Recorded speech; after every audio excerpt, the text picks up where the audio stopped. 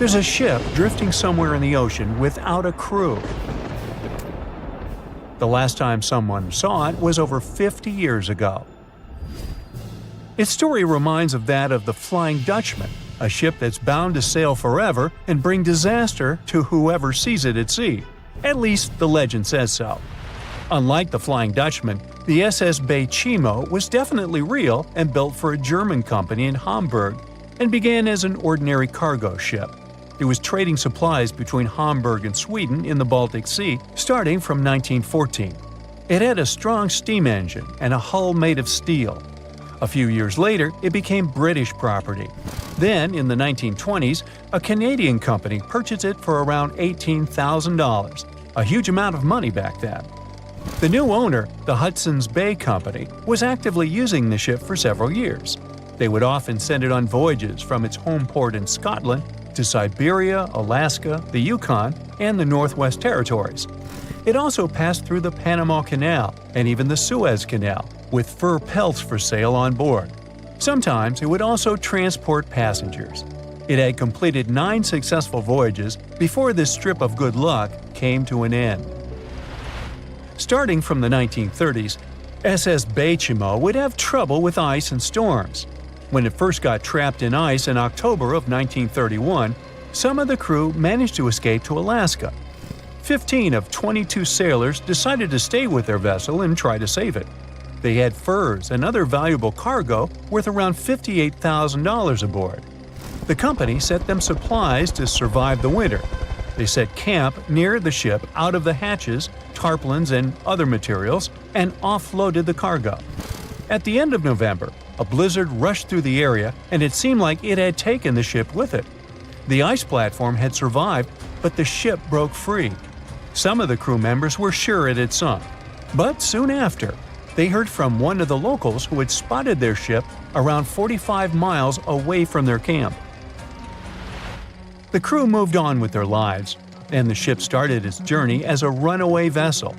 People would spot SS Baychimo once a year or so, all the way until 1965. It was mostly spotted off the coast of Alaska. A man going to Nome with his sled dog, along with prospectors, explorers, and treasure hunters, all claimed to have seen SS Baychimo. Someone tried to board it and take it to port, but ended up stranded on it for days because of horrible weather. Others got luckier and managed to take a whaleboat, some furniture, and other valuables from the vessel. Those who got close to the ship saw that it was damaged and missing the propeller. Still, it stayed afloat without a crew for at least 38 years and became the longest sailing ghost ship in history. In 2006, the Alaskan authorities started a project to solve the mystery of this ghost ship of the Arctic and finally find SS Baychimo, either still above or below the water. So far, the project has not been a success. SS Baychimo remains one of the estimated 4,000 ships that have disappeared off Alaskan shores. If the legend of the 17th century isn't lying, this ghost ship could be sailing somewhere along the Flying Dutchman. It belonged to the Dutch East India Company. Its captain managed to do the impossible for that time and sailed from Holland to Indonesia in only 3 months. They said he was flying over the sea, and some evil tongues explained that he had made a deal with evil forces to achieve that. Once the ship was sailing back home, its captain and crew disappeared without a trace. There are many versions of what happened to it. One of the first ones said it had tried to enter port at the Cape of Good Hope, got in a terrible storm, and sank as there was no captain to save it. Another legend says the captain had refused to obey the skies to let the ship sink during the storm. A scary life form then struck the boat and the crew, and it was condemned to forever wander without rest. Many sailors claim to have spotted the wandering Dutchman. The Duke of York, who was to become King of England, mentioned having seen it in Australian waters. Right after spotting the ship, the man who saw it first fell from the top of the mast and didn't survive. There were more encounters with this legendary ship up to the middle of the 20th century. Ships would nearly collide with it as the Flying Dutchman jumped out of the blue. Scientists have a more logical explanation for this mystery: Fata Morgana, not to be confused with Hakuna Matata. Now, when you're out at sea on a hot day and the air is all wavy, it feels like when you look at the road on a scorching summer day. That's because of something called atmospheric refraction. When light passes through different layers of air with different temperatures and densities, it bends and twists. Sometimes, under certain conditions, this bending of light can create really bizarre optical illusions over the ocean, like sightings of the Flying Dutchman. The Fata Morgana phenomenon can make distant objects appear distorted, stretched, or even lifted above the horizon. So you can see a ship far away, but because of the way the light is bending, it will look like it's floating above the water or even disappearing and reappearing. A Fata Morgana is most commonly seen in polar regions, especially over large sheets of ice that have a uniform low temperature. But you can see it anywhere, even in deserts and over lakes on hot days. The first stories about ghost ships go all the way back to ancient Greek and Roman mythology. One of the most famous ghost ships in history is the Mary Celeste. This brigantine was traveling from New York City to Genoa and was fully stocked with provisions, but missing a crew when it was discovered in the Atlantic Ocean in 1872. The crew's personal belongings were also there, completely undisturbed. The final entry in her log was made 10 days earlier. We still don't know what happened to its crew, and the ship has inspired many spooky stories and legends. The Lady Lovibond was another legendary schooner that is believed to have been wrecked off the coast of Kent in the middle of the 18th century. The story tells that the ship's captain, Simon Reed, had just got married and took his bride on board for a celebratory cruise, despite the superstition that it could bring bad luck. They were on their way to Portugal when the first mate, who is also in love with the captain's new wife, went mad because of jealousy, attacked another crew member, and then took over the wheel and steered the ship straight into the dreaded Goodwin Sands. No one aboard survived, and the schooner is said to reappear as a ghost vessel every 50 years. In present times, many vessels become abandoned and turned into ghost ships intentionally. There are thousands of them floating in U.S. rivers, lakes, channels, and coastal waters. Some people lose their boats in storms and other extreme weather. Others have to abandon their boats because maintaining them can cost 10% of the boat's price. Plus, docking a vessel can add up to several $1,000s every year. Most boats have been made of fiberglass, so an owner can't just recycle them as scrap metal. So, once they want to get rid of it, they often tie it to a dock and sneak away, or leave it floating far away from the shore, or just try to sink it. When ghost ships sink in shallow waters, they can cause damage to coral reefs, mangroves, marshlands, oyster habitats, and wetlands. Plus, they can collide with unsuspecting regular ships and cause real trouble. So, don't do that. Enough said. They say nothing is ever lost, and it's true. Let's discover ships frozen in time. The first one is truly fascinating. Here, the Antikythera shipwreck.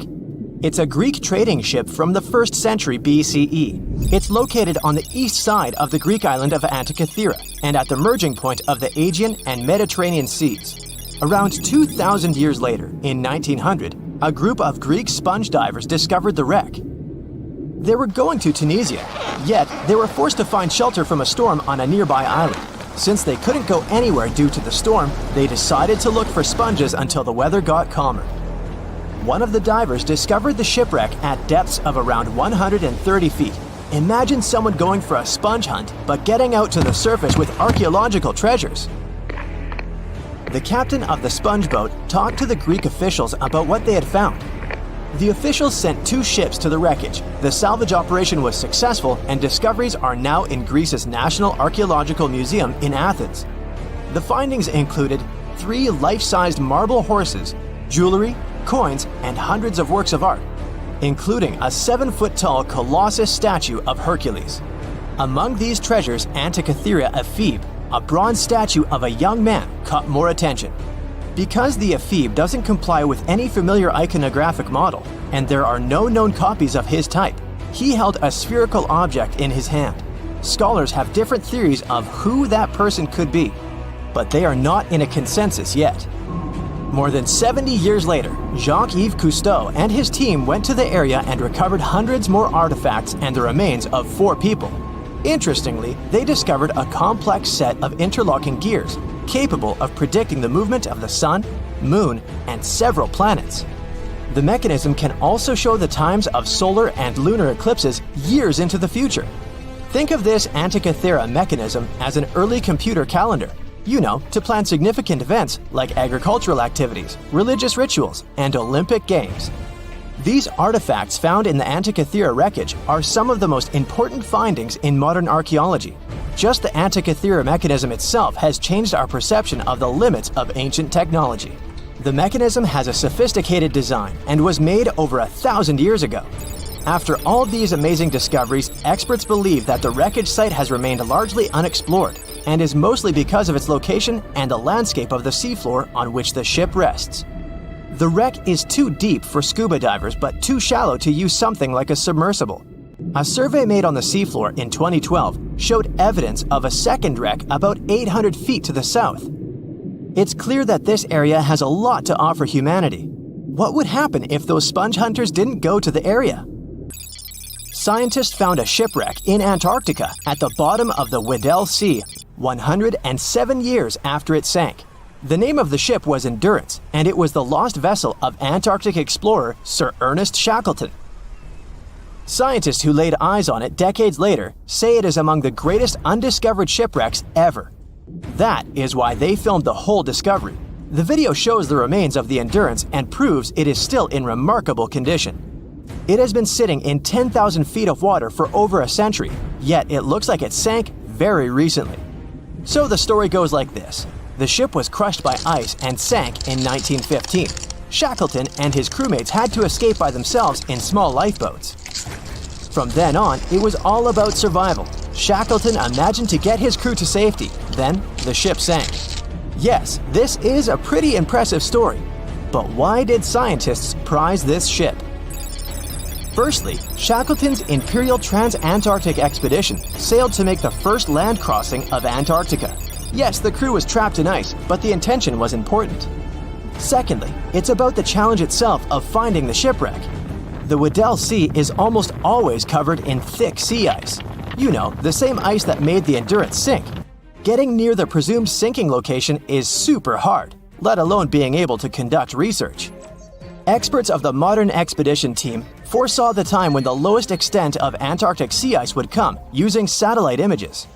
They realized that the weather was in their favor to start an expedition. Dr. John Shears said that they have successfully completed the world's most difficult shipwreck search, fighting against constantly shifting sea ice, blizzards, and temperatures decreasing to negative 0.4 degrees Fahrenheit. Yeesh, I can't imagine the worst conditions in Antarctica if these conditions are in their favor. Lastly, look at this. It's timbers. They're very much intact. Plus, you can read the ship's name. It's still visible. Marine archaeologist Menson Bound says that this is the finest wooden shipwreck he has ever discovered. He has 50 years of career experience, so I believe the guy. So how come the wood is not rotten? Dr. Michelle Taylor, a deep-sea polar biologist, said that there has been little wood deterioration because the wood-munching animals are not in this forest-free region of Antarctica. Workers of a coal mine in East Serbia discovered 3 shipwrecks that had been there for at least 1,300 years. The largest shipwreck is an ancient Roman fleet. It's around 50 feet long with a flat bottom. It's estimated that the ship could carry a crew of 30 to 35 people. Looking at its hull, you can see the marks of repairs. Wow, this one had a lengthy career. It gives us insight into more than 1,000 years ago. The 2 smaller vessels, on the other hand, match descriptions of boats used by Slavic groups to attack the Roman frontier. These 2 have been discovered under mud and clay in an ancient riverbed. Apparently, in those times, there was a Roman base in a place called Viminacium City. Interestingly, Viminacium was a provincial capital with an estimated 40,000 inhabitants in the 4th century CE. For comparison, it was even larger than Pompeii. The Kostelach coal mine is a center of hidden gems. Archaeologists had found evidence of ancient human and animal activity here before. For instance, in 2012, experts found bones of at least 5 woolly mammoths, which went extinct about 10,000 years ago. Canadian archaeologists found a ship 150 years after it went missing in the Canadian Arctic waters. This merchant ship is called HMS Investigator. It was purchased in 1848 to search for the explorer Sir John Franklin's ship that got lost in the Northwest Passage expedition. So, HMS Investigator left Britain in 1850 for this rescue operation. The expedition crew, captained by Robert McClure, sailed the Investigator into the water. He realized that he was in the final leg of the Northwest Passage, the sea route across North America. But before he could sail into the Beaufort Sea, the 122-ton ship itself got stuck in the thick ice. The crew spent the winter over the Prince of Wales Strait. The following summer, McClure tried again to sail to the end of the passage, but the ice blocked his way once more. Here, too, the crew was forced to leave the ship. He steered the crew into the Bay of Mercy. There, they were to remain until 1853 when the crew of the HMS Resolute rescued them. Imagine a crew of 60 people who had to spend 3 winters in the Arctic without even knowing if they would survive. Later on, the ship was found sitting upright in about 36 feet of water. It was in very good condition. Arctic water has prevented the outer deck of the vessel from deteriorating quickly. The outline of the ship and its timber can be clearly seen. Plus, archaeologists have uncovered artifacts on land left by the sailors. They had unloaded everything before abandoning the Investigator. 3 sailor graves and 1 British naval shipwreck had also been discovered in the area. I wonder what else they could find there. Wow, it's the only place where 1 minute you're learning 17 natural ways how to get rid of houseflies, and the next, you're taking an epic journey straight into a black hole. More than 10 billion, with a B, views in total. That's 47 billion minutes watched, or more than 70,000 years. That's all the way back to the Ice Age. No, I wasn't around then. 40,000 videos, hundreds of topics, and most importantly you, a whole 44 million of you. Our viewers. We could populate an entire country if we wanted to. We'd like to continue helping you learn and giving you useful skill improvement tips. Got a thirst for knowledge? We've prepared 4 masterclasses on creating a 2D character animation from scratch, 10 hours of video lessons, practical tasks using professional software, and additional materials that you can use with your own projects. Get the full course now and create your own animated masterpiece. No matter what happens, don't stop! We almost got it! 2 treasure seekers are digging frozen ground in a cornfield at night. It's raining hard, lightning is flashing, but these 2 guys keep working. And now the shovel hits something solid. No way! A treasure chest! They start digging faster and find a piece of a ship's engine. What the? Far from the seas and lakes, somewhere under the fields of Kansas City, they found a giant sunken ship. How is this possible? Now you'll see. Some people spend their lives searching for shipwrecks with treasures underground. One of them is explorer David Hawley. He's been looking for such ships far from the seas, rivers, and oceans for many years. He does this because he likes the feeling of adventure. The holds of these ships may contain chests of gold, antiques, and artifacts. And you can get a lot of money for them. David says you don't have to go into the ocean to find a sunken ship. They may be lying in your backyard. But why do ships end up buried underground among fields, farms, and plains? Let's find out using the example of Steamboat Great White Arabia. According to old records, the newspaper clippings, this ship had been carrying about 200 tons of treasure before it sank in 1856. Many rumors and local legends said the ship was lying underground, a few miles northeast of Kansas City. It was there because people deliberately altered the riverbed and channels of the Missouri River in the second half of the 19th century. They artificially brought the shores closer to each other. They narrowed the river to increase the flow's speed, so boats could sail much faster. In the 19th century, steamboats were the most popular means of transporting passengers and goods. Before railroads, they extended the western border across the Mississippi and Missouri rivers and brought supplies to people. That's why it was so important to increase the speed of their movement. So, on September 5, 1856, Arabia was sailing along such an estuary. It came across a snag sticking out of the water. A piece of log quickly flooded the ship. Fortunately, all passengers were evacuated. But the steamer and its precious cargo reached the silt bottom of the Missouri River in a few minutes. Several years had passed. Everyone forgot about the vessel.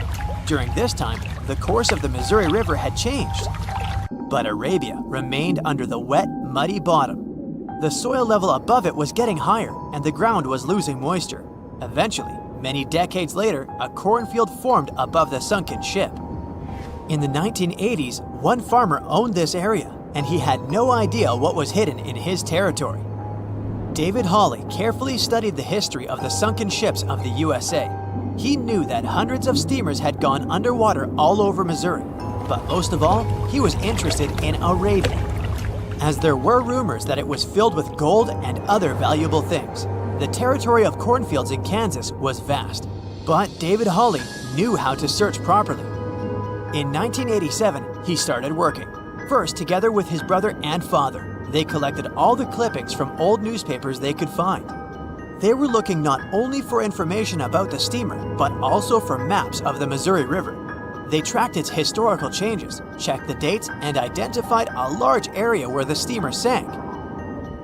Next, they used electromagnetic testing and other geological stuff to study the soil and find the right place. They searched for differences in ground moisture and density. Then, they went through the territory with powerful metal detectors. And so, by the fall of 1988, they had determined the location of the steamer. Arabia was the size of a football field. This gigantic vessel lay 45 feet underground, 4 stories down. But before they started excavating, they had to ask the owner of the cornfield for permission. For the farmer, this news was a big surprise. He agreed, on the condition that the excavations would be completed by spring so that he could sow a new crop. Digging a giant ship in winter is much more difficult and expensive than at other times. It includes additional equipment, electricity, and heating costs. The team worked day and night. They financed the excavations out of their own pocket. Each invested more than $10,000 and took out a bank loan. Finally, they noticed the first details of the ship. The shovels hit the huge engine boilers and the deck. The goal had been achieved. Most of the cargo lying inside the sunken ships is covered with rust, shells, mud, and is badly damaged. The contents of Arabia were in excellent condition, considering that the ship had sunk 130 years prior. Unfortunately, they didn't find the chests of gold. Still, they got several tons of other valuable cargo. Household items of people who lived in the middle of the 19th century. It was a time capsule. The ship was carrying supplies for hundreds and thousands of people, and all these things were perfectly preserved. For example, they could clearly see the brand stamp Goodyear Rubber Company on one rubber shoe. The longer the excavations continued, the more things David and his team found. In the barrels, they found plates from the 19th century. They were intact and usable. Also, there were clean clothes, thousands of pairs of shoes, harpoons, frying pans, and umbrellas. The ship was carrying cargo to supply about 16 small towns. Yes, it's not gold, but such artifacts are also precious. The contents of the ship could be worth millions. However, the crew wasn't going to sell these things. They made a museum on the site of a former fruit market in Kansas City. If you go there, you will immediately feel like you're in a department store of the 19th century. There are thousands of items in good condition. Even the matches here are dry enough to light up. It took David many years to present the entire collection from the steamship. He values each of the items and doesn't want to sell them. Anyone can come here, pay for a ticket, and find themselves in the past. Who knows, maybe there's an old ship hidden in your backyard too. Geologists found an older vessel in the hot desert of Namibia in 2008. This ship sailed back in the days when pirates scared sailors on the seas, and now it's inside a dried-up lagoon. The ship sailed from Lisbon in 1533 and disappeared with the crew near a small diamond mining town. After almost 500 years, the hull had been badly damaged. Only the carcass of the ship remained, but the treasure hidden inside the vessel stayed intact. They carefully studied the boat for a long time, trying not to ruin anything. And then, 5 days later, they found a big old chest in the hold. Carefully opening it, they found gold coins there. Thus, the cost of the ship was estimated at about $10 million. The exact cause of the shipwreck is unknown, but experts believe the ship was destroyed by heavy cargo and bad weather. It went to the bottom of a lagoon that later became a desert. Some find an airplane in their backyard, others discover a ship, and one man found a passage to an ancient secret city in his house. This happened in Turkey in 1963. The owners of the building decided to make repairs. He went to his basement and knocked down the wall to turn this place into a living room. And so, behind one wall, he found a tunnel leading underground. The man thought it was some kind of a secret chamber. He went down there and realized it was something much more than that. It was an ancient city 18 floors deep. People built it in the years 780 to 1180 as a refuge from weather disasters and the invasion of enemies. This place also includes many underground tunnels that stretch for several miles in different directions. People could get to the town from different points using secret passages leading to these roads. The city can accommodate about 20,000 residents, livestock, and tons of food supplies. Archaeologists have also found a chapel, schools, stables, and public kitchens there.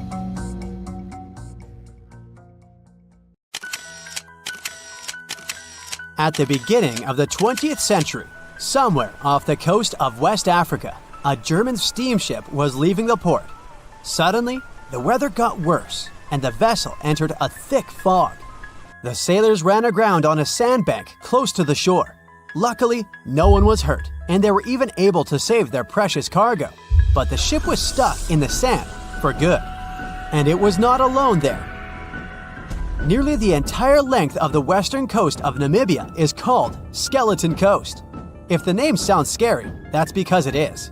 This 976-mile-long beach line is among the most dangerous places on Earth. The local Bushman tribes believe that their supreme deity made this land when it was angry. The Portuguese were the first Europeans to set foot in Namibia in the 15th century. And yep, they didn't like Skeleton Coast either. Portuguese explorers thought this land presented the gates to the underworld. This is the place where the Namib Desert meets the Atlantic Ocean. It might be dangerous, but it's actually beautiful. Plus, it's a UNESCO World Heritage Site. If Skeleton Coast had a PR manager, they would quit on the first day on the job. The area is not exactly tourist-friendly because of its geography and history. Beneath the sand and the waves, there is a secret ocean currently lurking for unsuspecting sailors. It's called Benguela Current. It flows towards the north along the coast of southern Africa. This part of the Atlantic is rich in marine life, but the current's land neighbor isn't that happy with the deal. This arid climate created the Namib Desert, one of the driest regions on Earth. And that marine life I just mentioned? It's sharks. 11 species of them to be exact. And yes, the great white decides to pop by once in a while. So far, we've got a desert landscape, strong currents, and sharks. Not a place for a beachside resort, definitely. But if someone ends up on Skeleton Coast, will they know they're in danger? Don't worry, they will. The beach is littered with wrecks of all sizes and shapes. If you remember that German ship I mentioned in the very beginning, its massive and rusted stern is now sticking out from the desert sand. There are some 500 wrecks in total scattered along the coast, and it's a mixed crowd, from Portuguese galleons centuries old to ships that ran ashore here in the 21st century. A modern fishing ship called Zela India managed to slip from its tow rope in 2008 and ended up on Skeleton Coast. Okay, it didn't escape on its own, it had some help from the elements. But it's better to be a tourist attraction on a beach than to be broken up for scrap. That's where the trawler was originally going, poor thing. Skeleton Coast's most famous inhabitant, to call it such a place, is the wreck of the Dunedin Star. The British cargo liner ran aground here in 1942. The massive rescue operation that followed reveals why it's so dangerous for sailors to end up here. The rescuers managed to save all of the crew and passengers, but at a heavy price. An aircraft and a tugboat were lost in the process. It took the last of the rescuers a full 2 months to return home to Cape Town. Why, you might wonder? One look at the map of the region reveals the reason. It's an endless sea of yellow, which is the sand. There are so few roads here, so Skeleton Coast is hard to reach by land. There are also legal obstacles. You need a special permit to drive into the area. But the skeletons in the name of the area don't only refer to ships, they also stand for animal bones. Most of these belong to whales and seals. Many animals have adapted to the area, so lions and hyenas roam the coastline in search of a meal. Yeah, now there are hungry lions as well, as if those sharks weren't enough. Other animals with a temporary residence on Skeleton Coast include elephants, cheetahs, leopards, and giraffes. In 1971, the Namibian authorities established a national park here, but except for surfers, after an adrenaline rush, they don't get many visitors. You can understand why. The Namib Desert is the oldest desert in the world, and it's not very tourist-friendly either. Those who travel to the region should pack sunscreen and a warm winter jacket. A weird combo, right? Well, not so much when you think that during the day, temperatures soar over 110 degrees Fahrenheit. At night, the air temperature drops below freezing. What a climate roller coaster! And that's not the final danger. Yep, there's more. Remember how that German ship got lost in thick fog? Yeah, it wasn't a one-off event. Because of the region's climate, fog shows up frequently. Sailors should cover their ears now, but this fog is actually good for wildlife. This is their only source of water in the Namib Desert. Reptiles and mammals have adapted to the harsh climate. They use as little water as possible. Shifting sands, thick fog, strong currents, lions, and sharks. Not the stuff you would put in a tourist booklet, but Skeleton Coast isn't the only beach on Earth you wouldn't want to spend your vacation on. I will take you to Cape Tribulation in Australia. The area covers some 48 square miles in the northwestern part of the continent. And no, the area is not as dry as Skeleton Coast. It's part of the Daintree rainforest. You could say that here, it is the rainforest, not the desert that meets the ocean. The beach at Cape Tribulation is straight from a postcard. But looks can be deceiving. Australia? Probably sharks. No, crocodiles are out here to get you if you decide to go for a dip in the sea. There are saltwater crocodiles that the locals call salties. Well, that's a cute nickname for such a dangerous reptile. And it's not just that. The wildlife seems to have a beef with visitors. From October to June, the waters around Cape Tribulation are full of box jellyfish. Their venom affects the human cardiovascular system. When touched by a jellyfish out at sea, swimmers won't have enough time to reach land for help. Vinegar helps neutralize the sting, so you might want to keep a spare bottle in your luggage. Crocodiles and jellyfish sound dangerous, but there's one more animal you should look after. It's the wild boar. It might sound funny, but you won't laugh when you're being chased by one of these across the beach. 21 million wild boars live in Australia. They're mostly active at night, making it even more dangerous if they charge at you. The best defense is running in circles. Wild boars can't cut corners well. That's probably why we don't see many of them taking up careers as race drivers. Cape Tribulation has one last danger installed for you, and it's not an animal. Out here, even the trees are plotting against visitors. The stinging tree got its name for a reason. If you try to pick one of its beautiful red berries, it'll fight back. Its prickles are like tiny glass shards. The less than pleasant effect on your skin will last for a month. Then there is this wait a while bush. Who keeps naming them like this? This long vine has spikes that grab hold and just don't let go. They are so strong they can pull a human off a horse. You'll have to wait for someone to come by and save you from this thorny grabber. If you are about to cross this Australian beach from the vacation list, hold on for a second. Tourism is booming here. The local authorities have restricted access to all of the danger zones. Visitors go swimming in dreamy water holes that are surrounded by lush vegetation. There are even ropes to swing from. Now, that's a beach you can finally relax on. If I asked you to name the most famous shipwreck of all time, you'd go with the Titanic, right? The Atlantic Ocean, the hope for new life, heartbreaking love stories. It had it all to become a blockbuster. But I guess you've never heard of SS Princess Alice that submerged in the sewage of the River Thames, taking between 600 and 700 lives with it. Life in 19th century Victorian London wasn't easy, especially for working class folks. Affordable public transport and bank holidays made it a bit easier. The people could escape to the coast on a train or pleasure boat, even if it was just for a day. Sheerness on the Isle of Sheppey in Kent started as a fort under Henry VIII and then grew into a bustling town with a dockyard. When they added a railway station in 1863, it became a prime destination for day trippers and holidaymakers. Seaside promenades, charming piers, and a whole bunch of fun stuff to do by the sea. It had it all. A bit inland along the River Thames, you had the Rocherville Gardens. These gardens had archery lawns, bowls, mazes, lakes, cliff walks, and even a floral bazaar. Plus, there was an aviary, a bear pit, and a skeleton of a lost whale that had taken a wrong turn in the Thames. Londoners of the late 19th century could hop on a train or cruise along the Thames by boat, and both options were pretty popular. But on the 3rd of September, 1878, way more people than usual opted for the boat. They chose it over the railroad after a passenger train had collided with goods wagons in Kent, taking the lives of 5 people. The river felt like a safer way to go.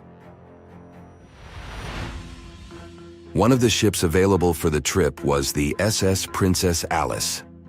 The paddle steamer was first launched in 1865 on the west coast of Scotland. Its original name was the Bute, and it was used as a ferry for the passengers of the Weems Bay Railway Company.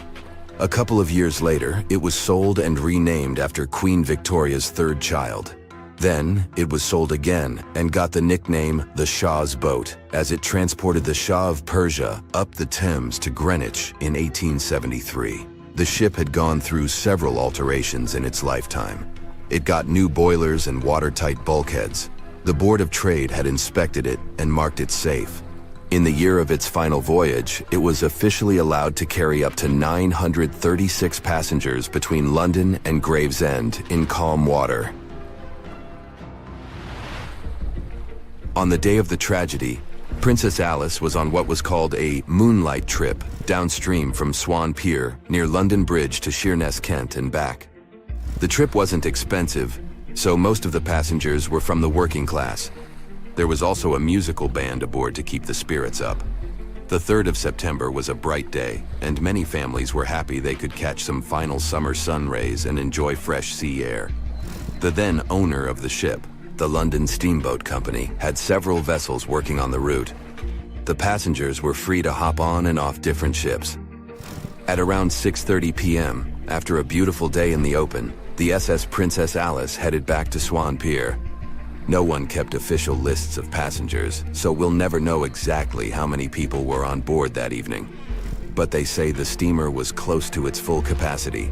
As it got darker and cooler, many families decided to stay inside the saloon or in their cabins below. Some stories from the steamer sound like fate. The captain of Princess Alice let his steerer stay at Gravesend and replaced him with one of the passengers. John Ayres was a sailor but had little experience at the Thames or with a vessel like Princess Alice. Alfred Thomas Merriman, a chef from East London, had been offered to work on the steamer at the last moment. He was 30 years old and a father of 4, so he couldn't say no to extra money. At around 7:40 p.m., he was standing on the deck by the saloon door. By that time, Princess Alice had passed Tripcock Point and entered Galleon's Reach. The passengers could see the North Woolwich Pier in the distance. Many of them planned to disembark at that stop. And that's when Merriman noticed a huge ship carrying coal. It was Bywell Castle. This vessel normally carried coal to Africa, but it had just been repainted at a dry dock. Bywell Castle was going to Newcastle to pick up some coal and transport it to Alexandria, Egypt. The ship's captain, Harrison, wasn't too familiar with these waters, so he called in Christopher Dix, a seasoned Thames River pilot, to lend a hand, even though he didn't have to. The ship had a fancy raised forward part below the deck, and Dix couldn't quite see what was in front of him. So, they had a sailor on lookout duty.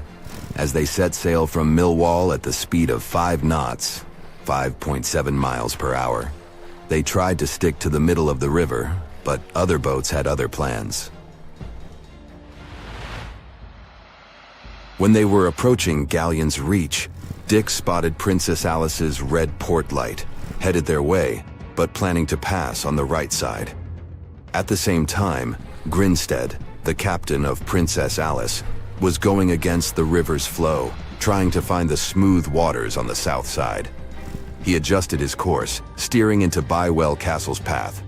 Both crews realized they were headed for a collision. Dix tried to steer clear and even ordered reverse full speed on the engines, but it was too late. The Bywell Castle collided head-on with the Princess Alice, which was much smaller, weighing less than a third of the 890-ton coal-carrying collier. It sliced the passenger steamer in two. As Merriman remembered later, laughter on board immediately changed into screaming and panic. Some people rushed to the bridge for safety. Merriman hurried to the captain, asking what to do next. The captain's response was grim. "We are sinking fast. Do your best." The ends of the steamer went high into the air, and the middle just sank, taking passengers with it. Those unfortunate ones who were below deck were tragically trapped. The impact caused tons of untreated sewage to gush from outlets near the collision site. The water became a frothy mess of unprocessed waste with a horrible odor. It was potent enough to make even the most resilient sailors retch.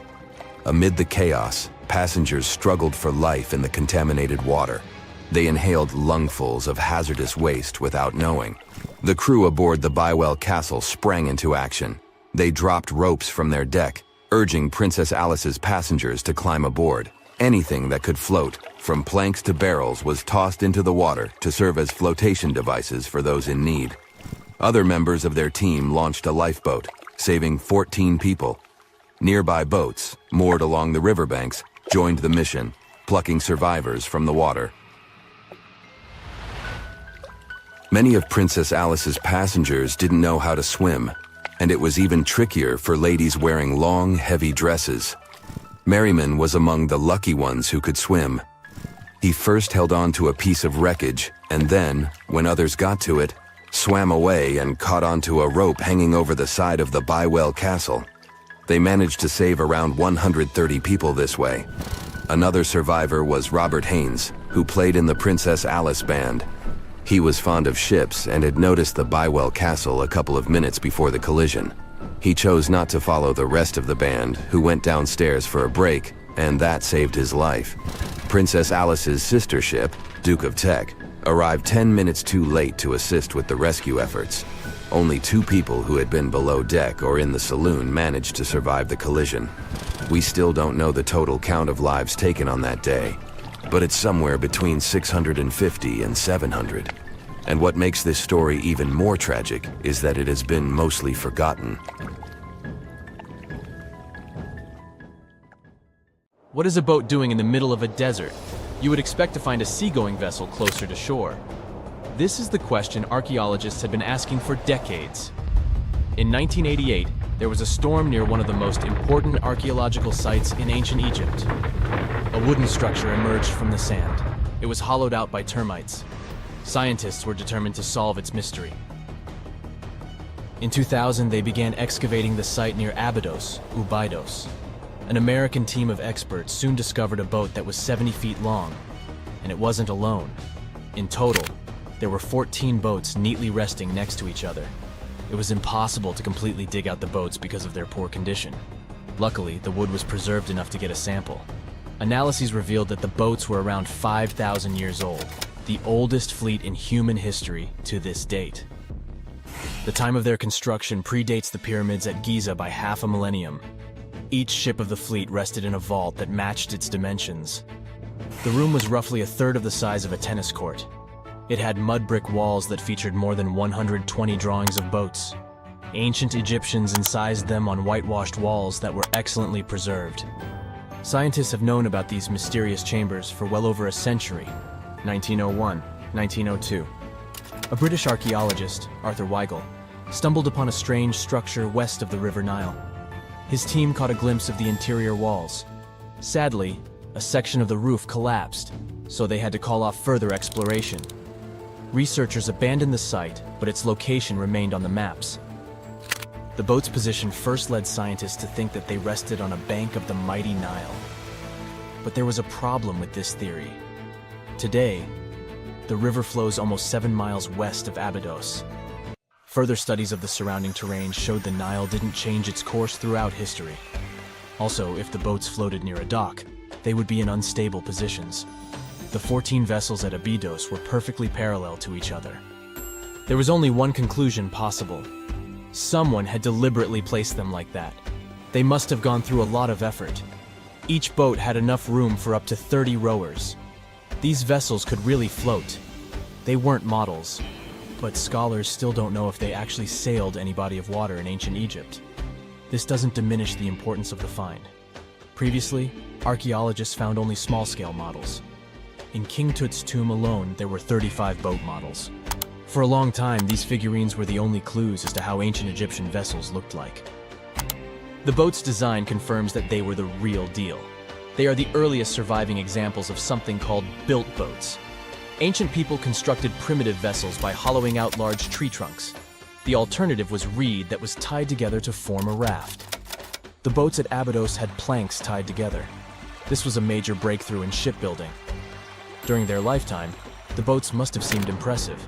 Timber was a valuable commodity at the time. There was no wood in the desert. Cedar had to be imported from Lebanon. The only person who could afford such luxury was the pharaoh. Studying the area around the ancient fleet provided more answers. Scientists discovered a mud brick structure where Egyptians worshipped the pharaoh. Its approximate date of construction matches that of the wooden boats.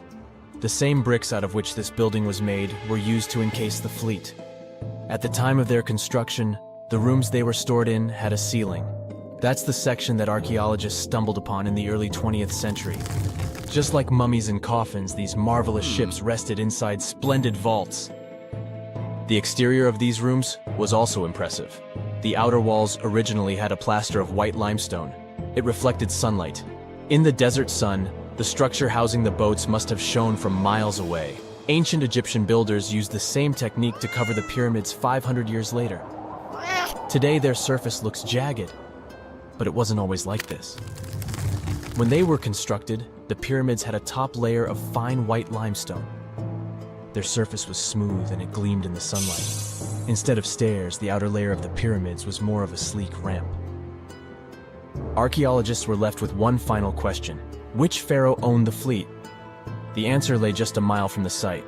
This is where the tomb of a pharaoh from the 5th dynasty rested, King Senwosret III. Its time and style of construction matched the ones of the chambers with boats. The very end of his rule might explain how the boats ended up in the middle of the desert. The pharaoh probably passed away in northern Egypt. Then his body was transported down the Nile to Abydos in a marvelous procession of decorated boats. The vessels were later lowered to chambers near the final resting place of their owner. This had a symbolic meaning. In the ancient Egyptians' belief system, ships played a key role. Their supreme deity was Ra. He traveled through the sky during the day in the form of the sun. At nighttime, he sailed through the netherworld in a solar boat. The pharaoh identified himself with Ra. That's why he needed boats in the afterlife. That was the only way to regenerate himself. Just as the sun rises every day above the horizon. This belief existed for thousands of years. The more famous Pharaoh Khufu also had a ship. Scientists found it in 1954 next to his pyramid at Giza. It is some 4 centuries younger than the fleet at Abydos, but Khufu's ship was almost 2 times longer. The Great Pyramid of Giza and King Tut's tomb are some of the most famous archaeological finds in Egypt. But there are many more secrets hiding beneath the endless sands of the Sahara Desert. Recently, 2020, archaeologists found a lost city there. They have labeled it as the most important discovery since King Tut's tomb, 1922. The city of Aten is some 3,000 years old. Historians hope it will give them a unique insight into the everyday life of ancient Egyptians. The famous archaeologist and Egyptologist Zahi Hawass proclaimed the site a lost golden city. Aten sits some 300 miles south of Egypt's capital, Cairo. It is close to the famous Valley of the Kings. Archaeologists first found sections of mud brick walls that spread out in all directions. They discovered complete rooms with tools of everyday life inside. The research team unearthed a bakery, a residential neighborhood, and an administrative district. They all date back to the time when the Egyptian civilization was the wealthiest in its long history. They were also the first to make objects from iron. In 1911, scientists found a set of iron beads near a village in Lower Egypt, El Girza. These are the earliest known iron artifacts. The discovery is literally out of this world. Ancient people made them by beating into shape a piece of a meteorite. The 9 beads were once part of an ornate necklace. They are now blackened and corroded, which is perfectly normal for a piece of jewelry that is over 5,000 years old. They consist of an iron-nickel alloy. Researchers were impressed by the skill of ancient jewelers who processed the beads. Their craftsmanship is more impressive when you think that they didn't know the stellar origins of the material. The Great Pyramid of Giza also has a remarkable feature. An international research group investigated the electromagnetic response of the structure to radio waves. They found that the pyramid has the ability to concentrate electromagnetic energy inside it. This occurred inside its chambers as well as under the pyramid's base. It contains an underground, unfinished chamber. It seems that the electromagnetic response is connected with the properties of limestone, the Great Pyramid's main building material. The research results might have a practical application. The way solar cells and nanosensors function could be improved by this remarkable find. A ship is traveling across the Atlantic Ocean when a storm starts. At first, the situation doesn't seem to be very bad, but soon, people on board the ship realize that the storm is intensifying. Waves are huge, and nothing can save the ship. It's starting to sink. On board, there's only one lifeboat. Sadly, it can only hold one person. The captain is in a terrible situation. He needs to decide which passenger can be given a chance to survive. Besides the captain, there are 8 people on board. Some of them seem to be lovely. Others look like villains. But you might not know the truth until it's too late. The first passenger is Alex, a 28-year-old talented artist. He's just had his first international exhibition and is boasting about that left and right. He claims to dream of inspiring the world with his art, but did I mention it's his shy twin brother who painted those masterpieces? And Alex just steals his shine? Next is 23-year-old Maria, who's 8 months pregnant. She's quite spoiled, often behaves unreasonably, and treats the staff on board badly. She's traveling home to her husband, but little does he know that the kid is not his, but his best friend's. And she's been cheating on him since forever. Though we can't let this innocent soul perish, can we? Despite his untidy appearance, this 65-year-old scientist, Professor Marcus, is a leading researcher in the field of gene therapy. He's working on a breakthrough that could save millions of lives, but there are skeletons in his closet too. It's been 15 years since anyone saw his wife, Judith. Does Marcus's scientific progress have something to do with the mysterious disappearance of his wife? Dr. Anna is 34 years old. She's a surgeon who's saved hundreds of lives during natural disasters. She succeeded as a doctor, but failed as a parent. Her 3 daughters live with their dad and don't want to hear anything about their mother. 78-year-old Teresa is a widow whose family gave up on her because of her bad temper. She's traveling for the last time in her life to visit her late husband's grave. A little boy, Mark, is just 7 years old, but his unruly character has caused a lot of arguments between the other passengers. He's traveling alone since his parents are supposed to meet him on the shore. This brat's parents are too busy working, so he gets more and more uncontrollable. Who knows what he'll be capable of doing in 10 years or so? A robot android, Alpha 3, is also on board the ship. It has an artificial intelligence created to assist in expeditions. It can also control the ship in emergency cases. And the last passenger is Emily. This beautiful and charming woman is 30 years old.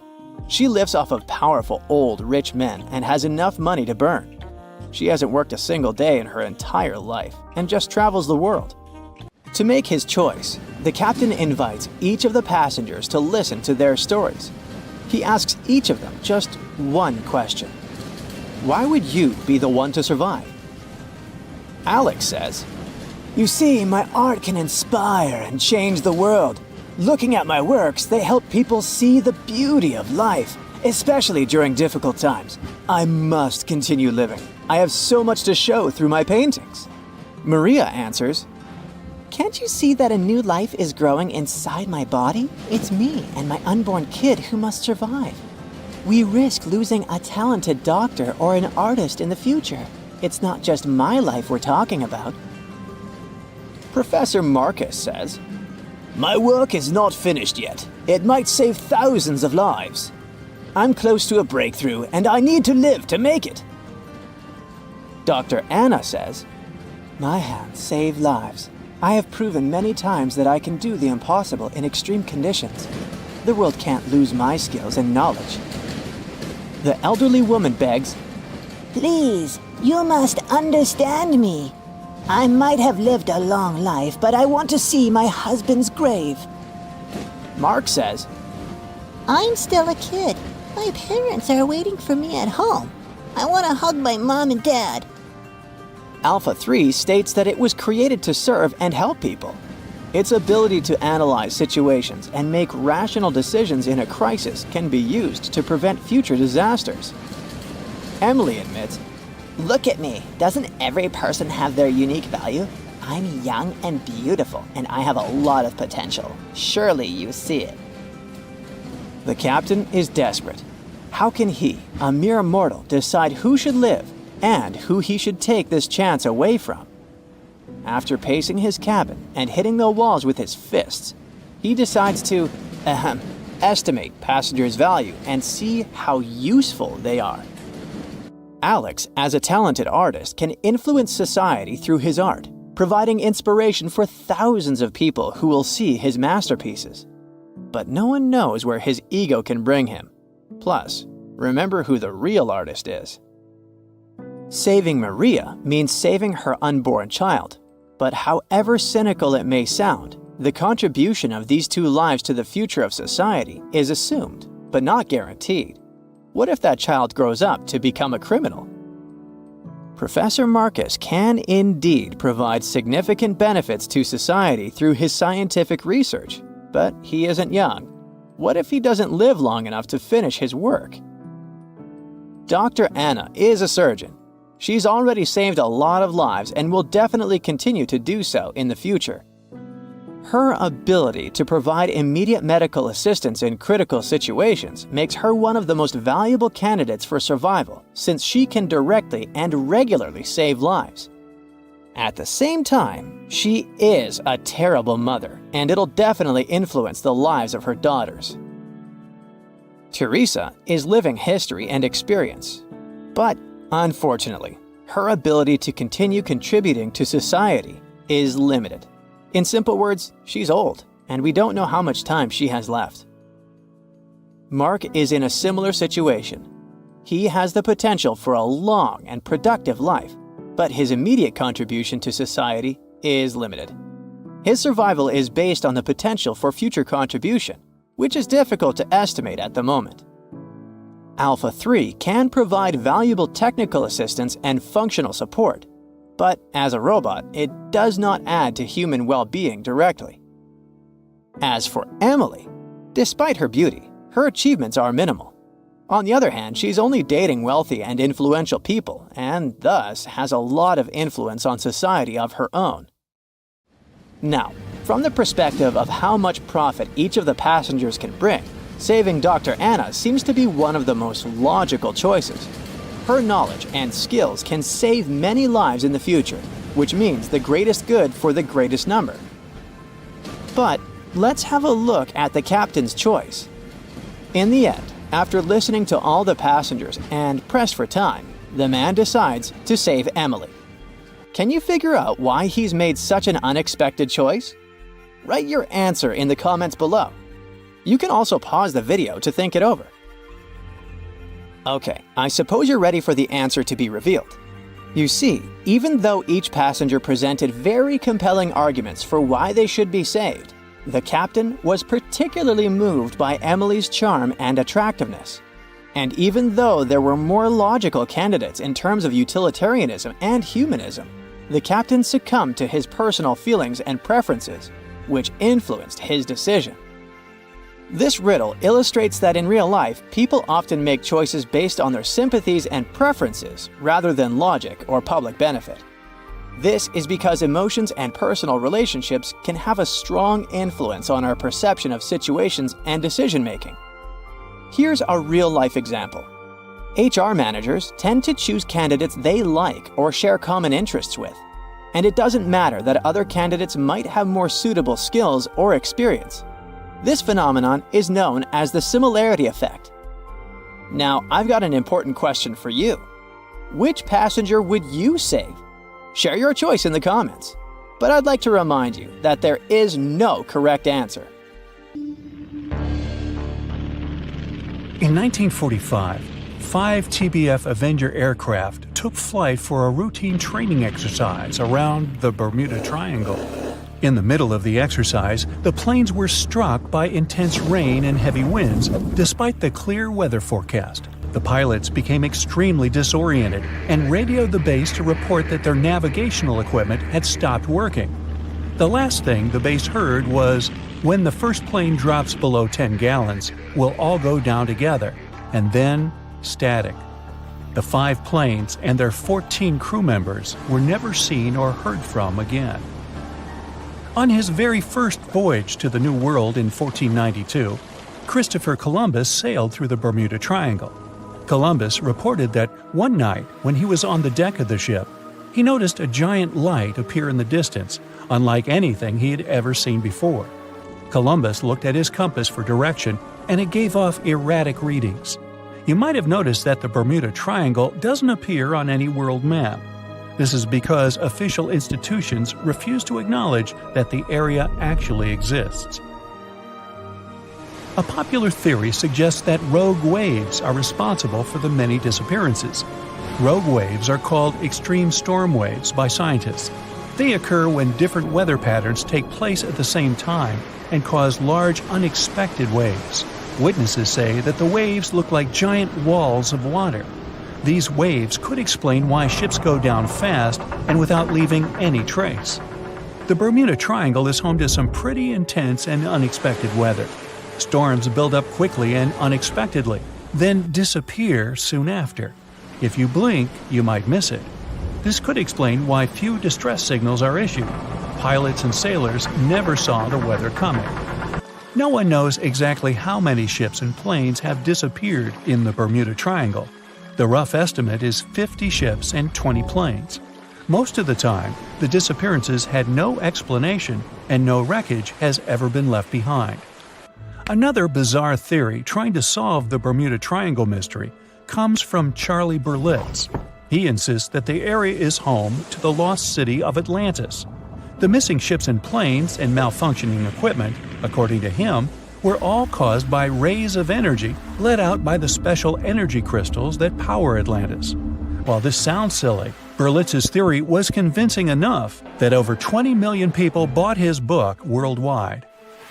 In the year 1800, a large sailing vessel called the USS Pickering departed from the U.S. on its way to the West Indies. The ship sailed into the Bermuda Triangle along with its 90-man crew and was never heard from again. The USS Pickering was the first ever confirmed ship to vanish in the Bermuda Triangle. It's believed that the ship was taken out by a storm, but because no wreckage was ever found, we'll never know for sure. When the TBF Avenger planes went missing, a massive search operation was conducted. Boats and planes searched the Bermuda Triangle for any signs of the aircraft. One of the boats searching was a PBM-5 Mariner airboat. The airboat took flight at 7:27 p.m. and called in a routine radio message 3 minutes later.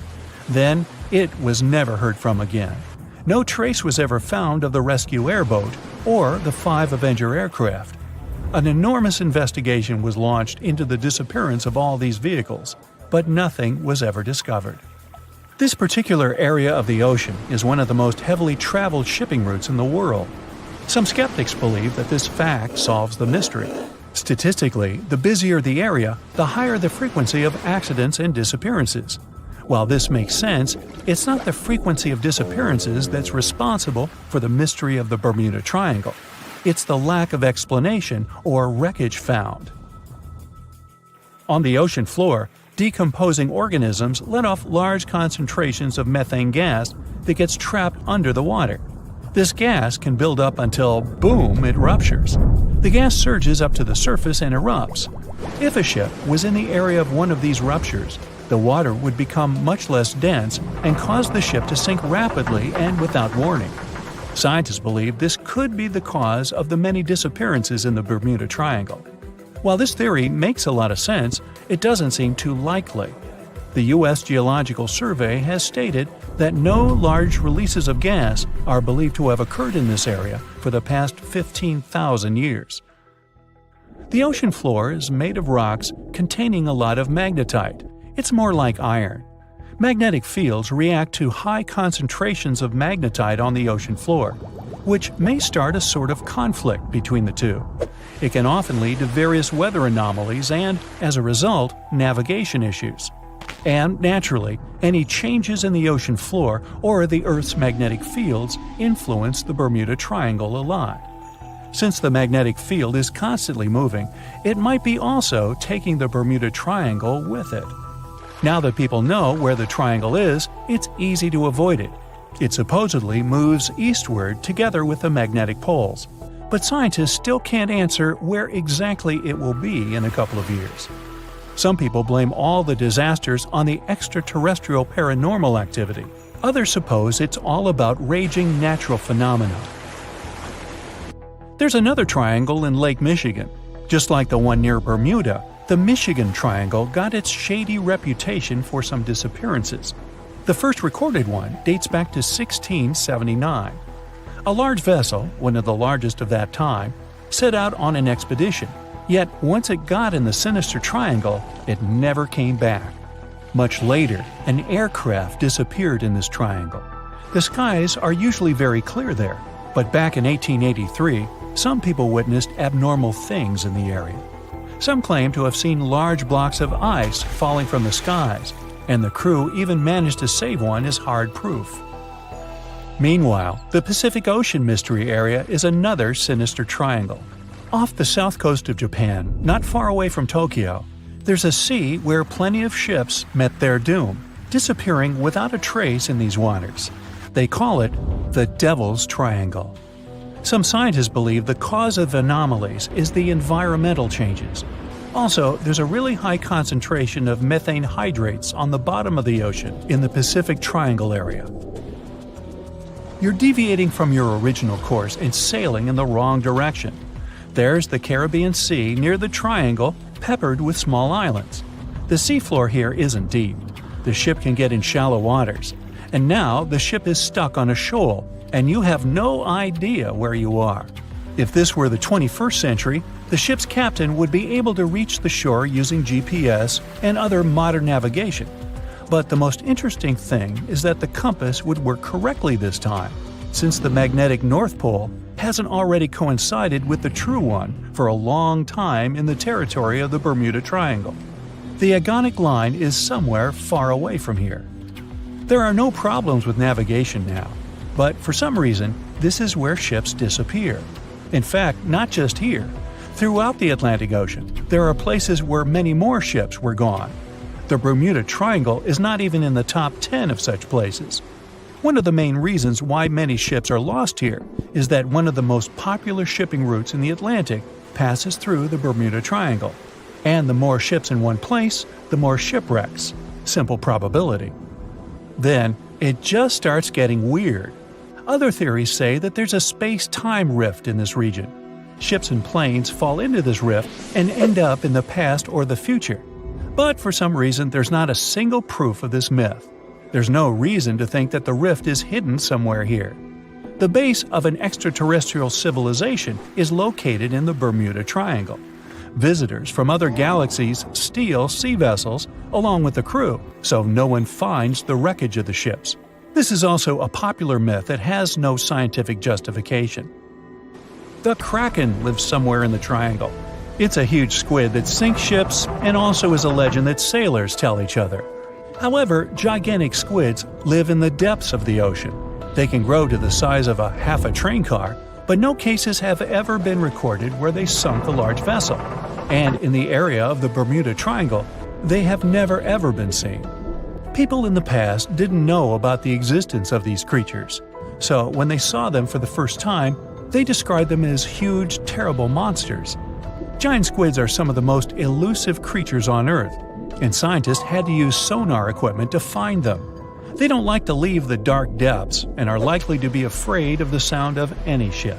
So, that should squash the squid as a suspect. The year was 1854, and the SS Arctic, the fastest passenger liner of its time, set out to cross the Atlantic. As it sailed through the misty veil, it slowly disappeared into the unknown. The Collins Line, an American shipping company, was started in 1818 and only began seriously trading in the transatlantic by 1835. Its steamships crossed the Atlantic from Liverpool to New York within just 10 days. Doesn't sound like a great speed today, I know, but back then, the same thing took other ships several weeks. Light on the water with their wooden hulls, powering through with a strong steam engine, those steamships were the favorite choice for many high-profile people. What could go wrong with such an advanced ship, they thought. This reminds me of some other ship everyone believed to be unsinkable. But anyway, back to the Collins Line. It grew to be a serious contender on transatlantic routes, with only one other competitor, the Cunard's Line. It was a British company also aiming to be the main force through the Arctic Passage. In 1835, the company received a new ship that traveled to Liverpool and came back to New York with the largest cargo ever at that time. From then, the Collins Line was steadily growing. It seemed like there would only be future successes for it. Unfortunately, their lavish ships became costly to run with the amount of coal used. Massive power along with weak wooden hulls meant they needed many repairs after each voyage. So, every trip ended up being expensive. But since the ships were safe and had a great reputation, people were willing to pay the price, and the company was definitely not in crisis. They had achieved something no one had managed to do before them. Like I told you, their ships crossed the Atlantic in a whopping 10 days, and Edward Collins, the owner, was very determined to maintain the pace. Their 5 ships easily outran the Cunard's Line of only 3. With this great praise, it provided more attention. Though the Cunard's ships were slower with their iron hulls, they believed there was still profit, regardless of how slowly they sailed. Among Collins' ships, the Arctic, the third of them to be launched, was the largest, reaching 284 feet long, with 2 side-lever steam engines, each with 1,000 horsepower.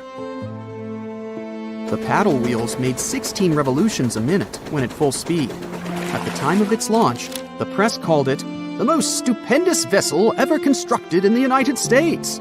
But glamour and fame couldn't avoid what would come next. On the 27th of September, the Arctic was on its journey from Liverpool to New York, continuing a speed pace through the thick fog.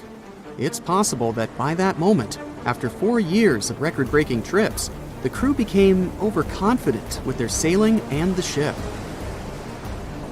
Going only 50 miles from Newfoundland, they carelessly continued through the fog with no radio contact, sonar, or any other form of identifying objects, equipped only with Morse code.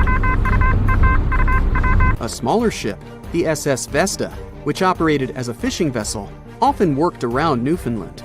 It was passing through the same path as the Arctic and crashed into its side. Shocked by the collision, the captain of the Arctic offered help to the much smaller Vesta. but it was soon clear that the damage that seemed minor on the Arctic was far worse. Beneath the waterline, a hole was letting water into the hull. The cost of the much faster wooden hull now seemed less valuable. They steered toward land, trying to plug the holes, but they weren't doing so well, and the seawater continued to pour in, filling up higher and pushing the ship down. And finally, once the engine room was full, it put out the boilers, taking away the massive power the Arctic was once legendary for. They moved slowly until coming to a complete stop. The ship continued to sink, and the order was to abandon it. At the time, maritime law allowed for the Arctic to carry only 6 lifeboats, only capable of saving 180 people. The crew and some of the passengers managed to push their way aboard and took most of the seats on those boats. Things were pretty wild, and everyone forgot about their manners, not letting the ladies and the youngest ones board first. It took 4 hours for the Arctic to sink. 150 crew and 250 passengers were on board. Those that weren't able to find a lifeboat made a desperate attempt to build their own rafts from parts of the ship. 2 days later, only 3 boats made it safely to the shore. The other 3 were never found. Believe it or not, the rescue party also saved some people that had been clinging to the wreckage for 2 days. Unlike the crew, the captain went down with the Arctic, but amazingly survived. He would be only one of 85 people that made it, out of the 400 on board. When the news arrived 2 weeks later, the public responded with great sadness to the losses. Great anger soon followed towards the poor safety measures in the crew. The press published demands to change the laws for more lifeboats. It only made sense to have enough for every person on board a ship. But they ignored those requests. This neglect would lead to more disasters in the future. Enough lifeboats would only come into maritime law some 60 years later, after the disaster of the Titanic. Edward Cullen's wife and 2 children were also aboard the ship and didn't return. He was heartbroken, but didn't stop running his business.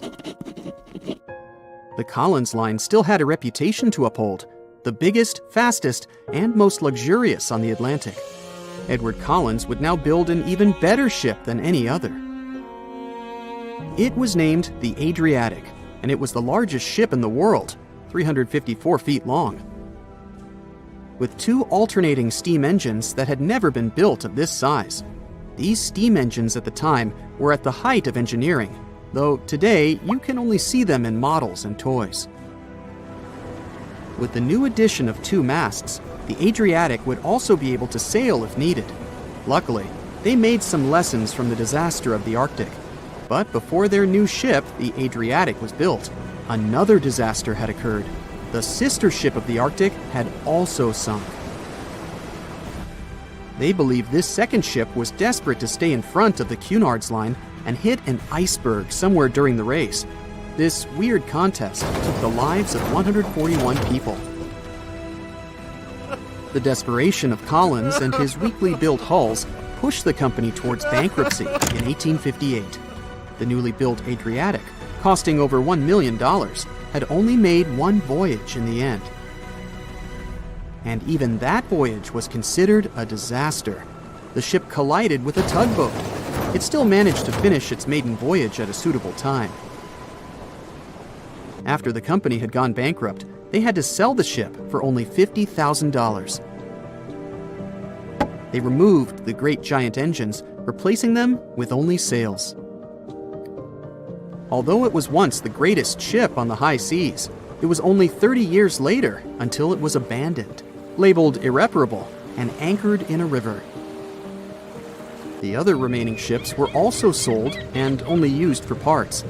Edward Collins left the industry altogether, seeking work on dry land instead. As the Collins line was no longer in the mix, the Cunards would grow in strength. Without competition, they would win the Blue Ribbon for the next 30 years, and 180 years later, after producing hundreds of ships. They still have a constant presence on the seas, as they provide transatlantic crossings, world voyages, and leisure cruises. To this day, the Cunard Line is the only one to run ships between Europe and America, and it's great proof that it's not always the fastest that's the best. Thick fog is rising over the ocean as the sun is slowly sinking towards the horizon. It's hard to see further away than a few dozen feet, but that's enough to notice a hulking, skeletal shape in the distance. As your ship approaches the figure, your heart beats faster, and then you make out the details of another vessel, abandoned by the looks of it. Ghost ships do exist, and their mysteries aren't always solved. Take MV Hoita, for example. It was a wooden vessel built in 1931 as a luxury yacht.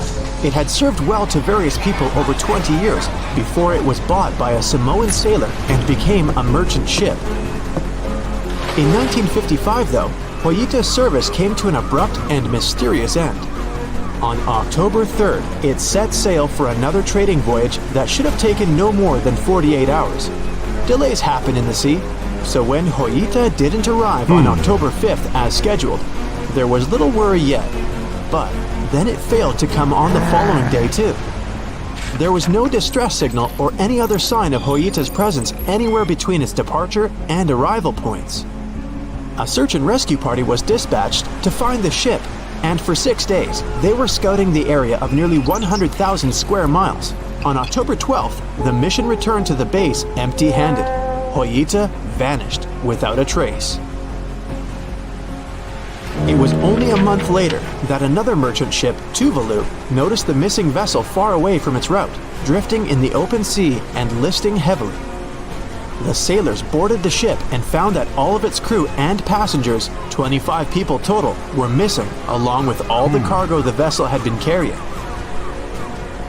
The radio was tuned to the International Distress Channel, meaning that the crew had been trying to ask for help, but they couldn't reach anyone because the radio cable had been damaged, limiting the range to 2 miles. The lifeboats were missing as well, indicating that people on board must have left the ship. Unfortunately, they seem to have taken the logbook with them, leaving the rescue team clueless as to what had happened. Even today, the mystery of MV Hoita hasn't been solved yet. No one knows where the crew and passengers had gone and what had caused them to leave. SV Carol A. Deering wasn't a ghost ship in the usual sense of the word. There were no sightings of it in the open sea.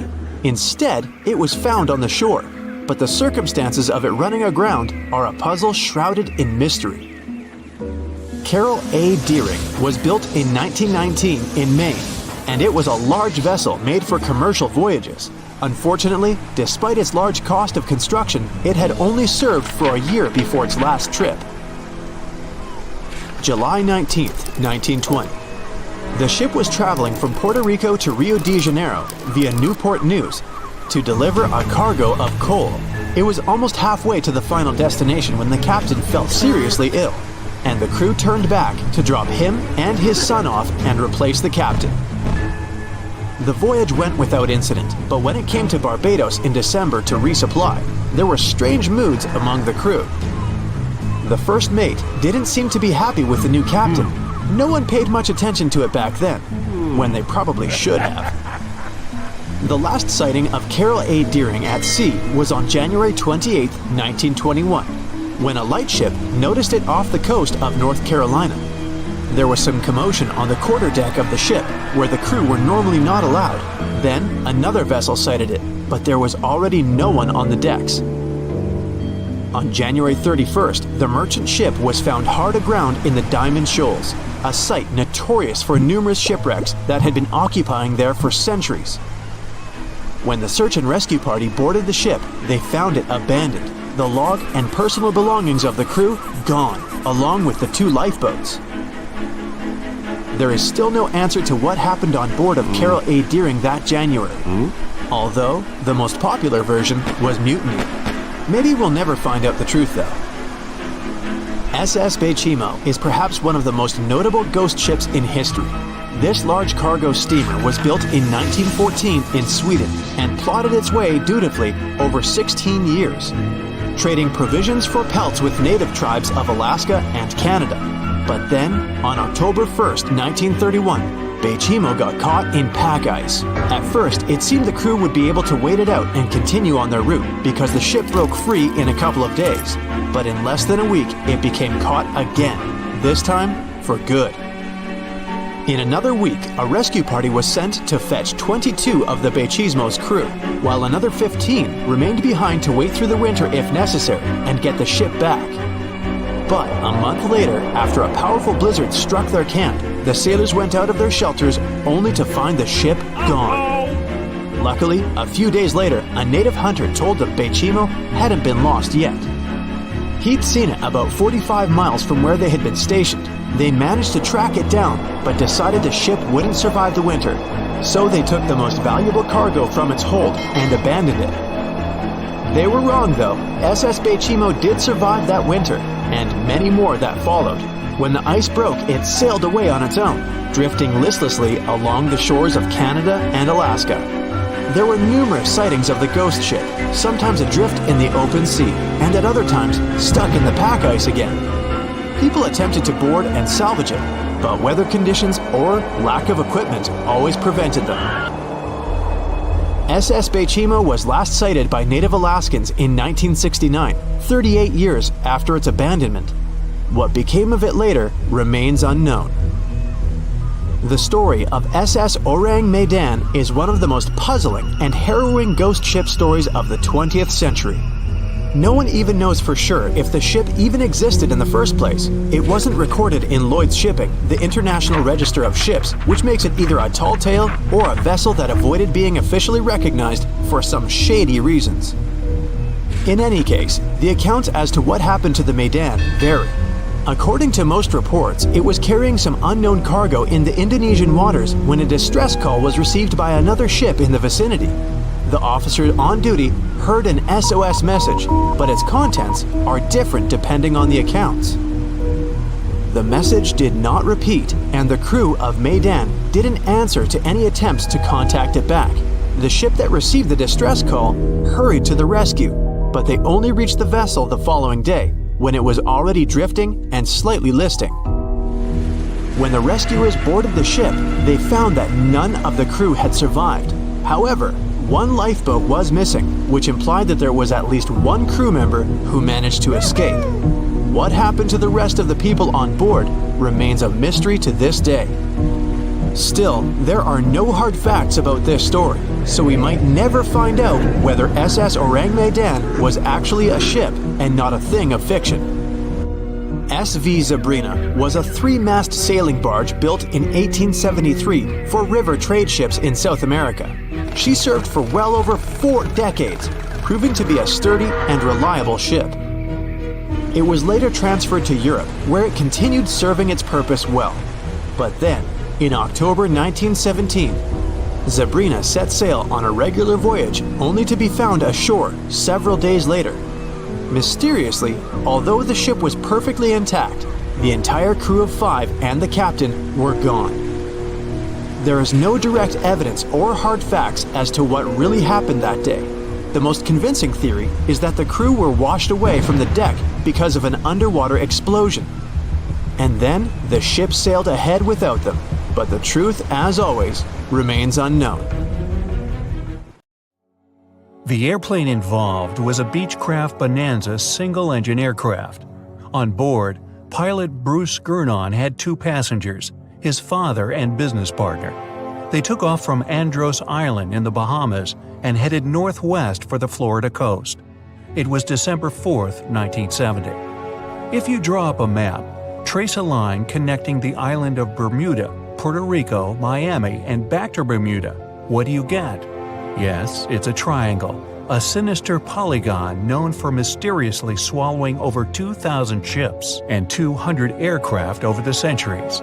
Bruce Gernon's plane was within its hungry grasp. But this was a typical flight Bruce had made dozens of times before. The trip usually took about an hour and a half, with no hiccups or mysterious phenomena whatsoever. The men were no more concerned than you would be during your daily commute to work. Oh, but this time would be different. They would face very unusual circumstances indeed. Bruce took off and started gaining altitude. Strange things started happening right from the get-go. At an altitude of about 1,000 feet, he noticed a small cloud up ahead. But it kept growing. Not from the plane getting closer, this thing was actually getting bigger in size. Bruce had to fly through it, and he came out the other end just fine. Another mysterious cloud appeared at 11,500 feet. This one was massive, and Bruce had no other choice but to fly through it too. So he concentrated, took a deep breath, and in they went. At that moment, it got dark as night all around the aircraft. Not a single sliver of sunshine got through. But this wasn't a storm cloud, and it wasn't raining. Bruce was starting to get worried, and then, bam! He saw flashes of white light. They would appear and vanish quickly like lightning. But this pilot knew this certainly was no lightning. The flashes were so bright, they lit up the whole space around them. Bruce kept flying for another 30 minutes when he realized this was the same cloud he had gone through earlier when he started to climb. But now the cloud was cylindrical, and the plane was flying through its center. It was about 1 mile wide and seemed endless. Bruce thought he could never get out of that trap. But a minute later, he saw light at the end of the tunnel. He kept that yoke straight ahead. He was almost out of this nightmare. But all of a sudden, unexplainable things started happening again. The walls of the cloud tunnel began to narrow. They were closing in on the plane. The navigational instruments started wigging out. The compass was spinning by itself counterclockwise. The electronic instruments were all malfunctioning. It was like the plane was being operated by something else, or it was moving inside some kind of current. All of Bruce's attempts to take control were to no avail. He kept flying through that tunnel, bound and determined to get out of this thing and live to tell the tale. The walls kept narrowing, smaller and smaller, wrapping like a vortex.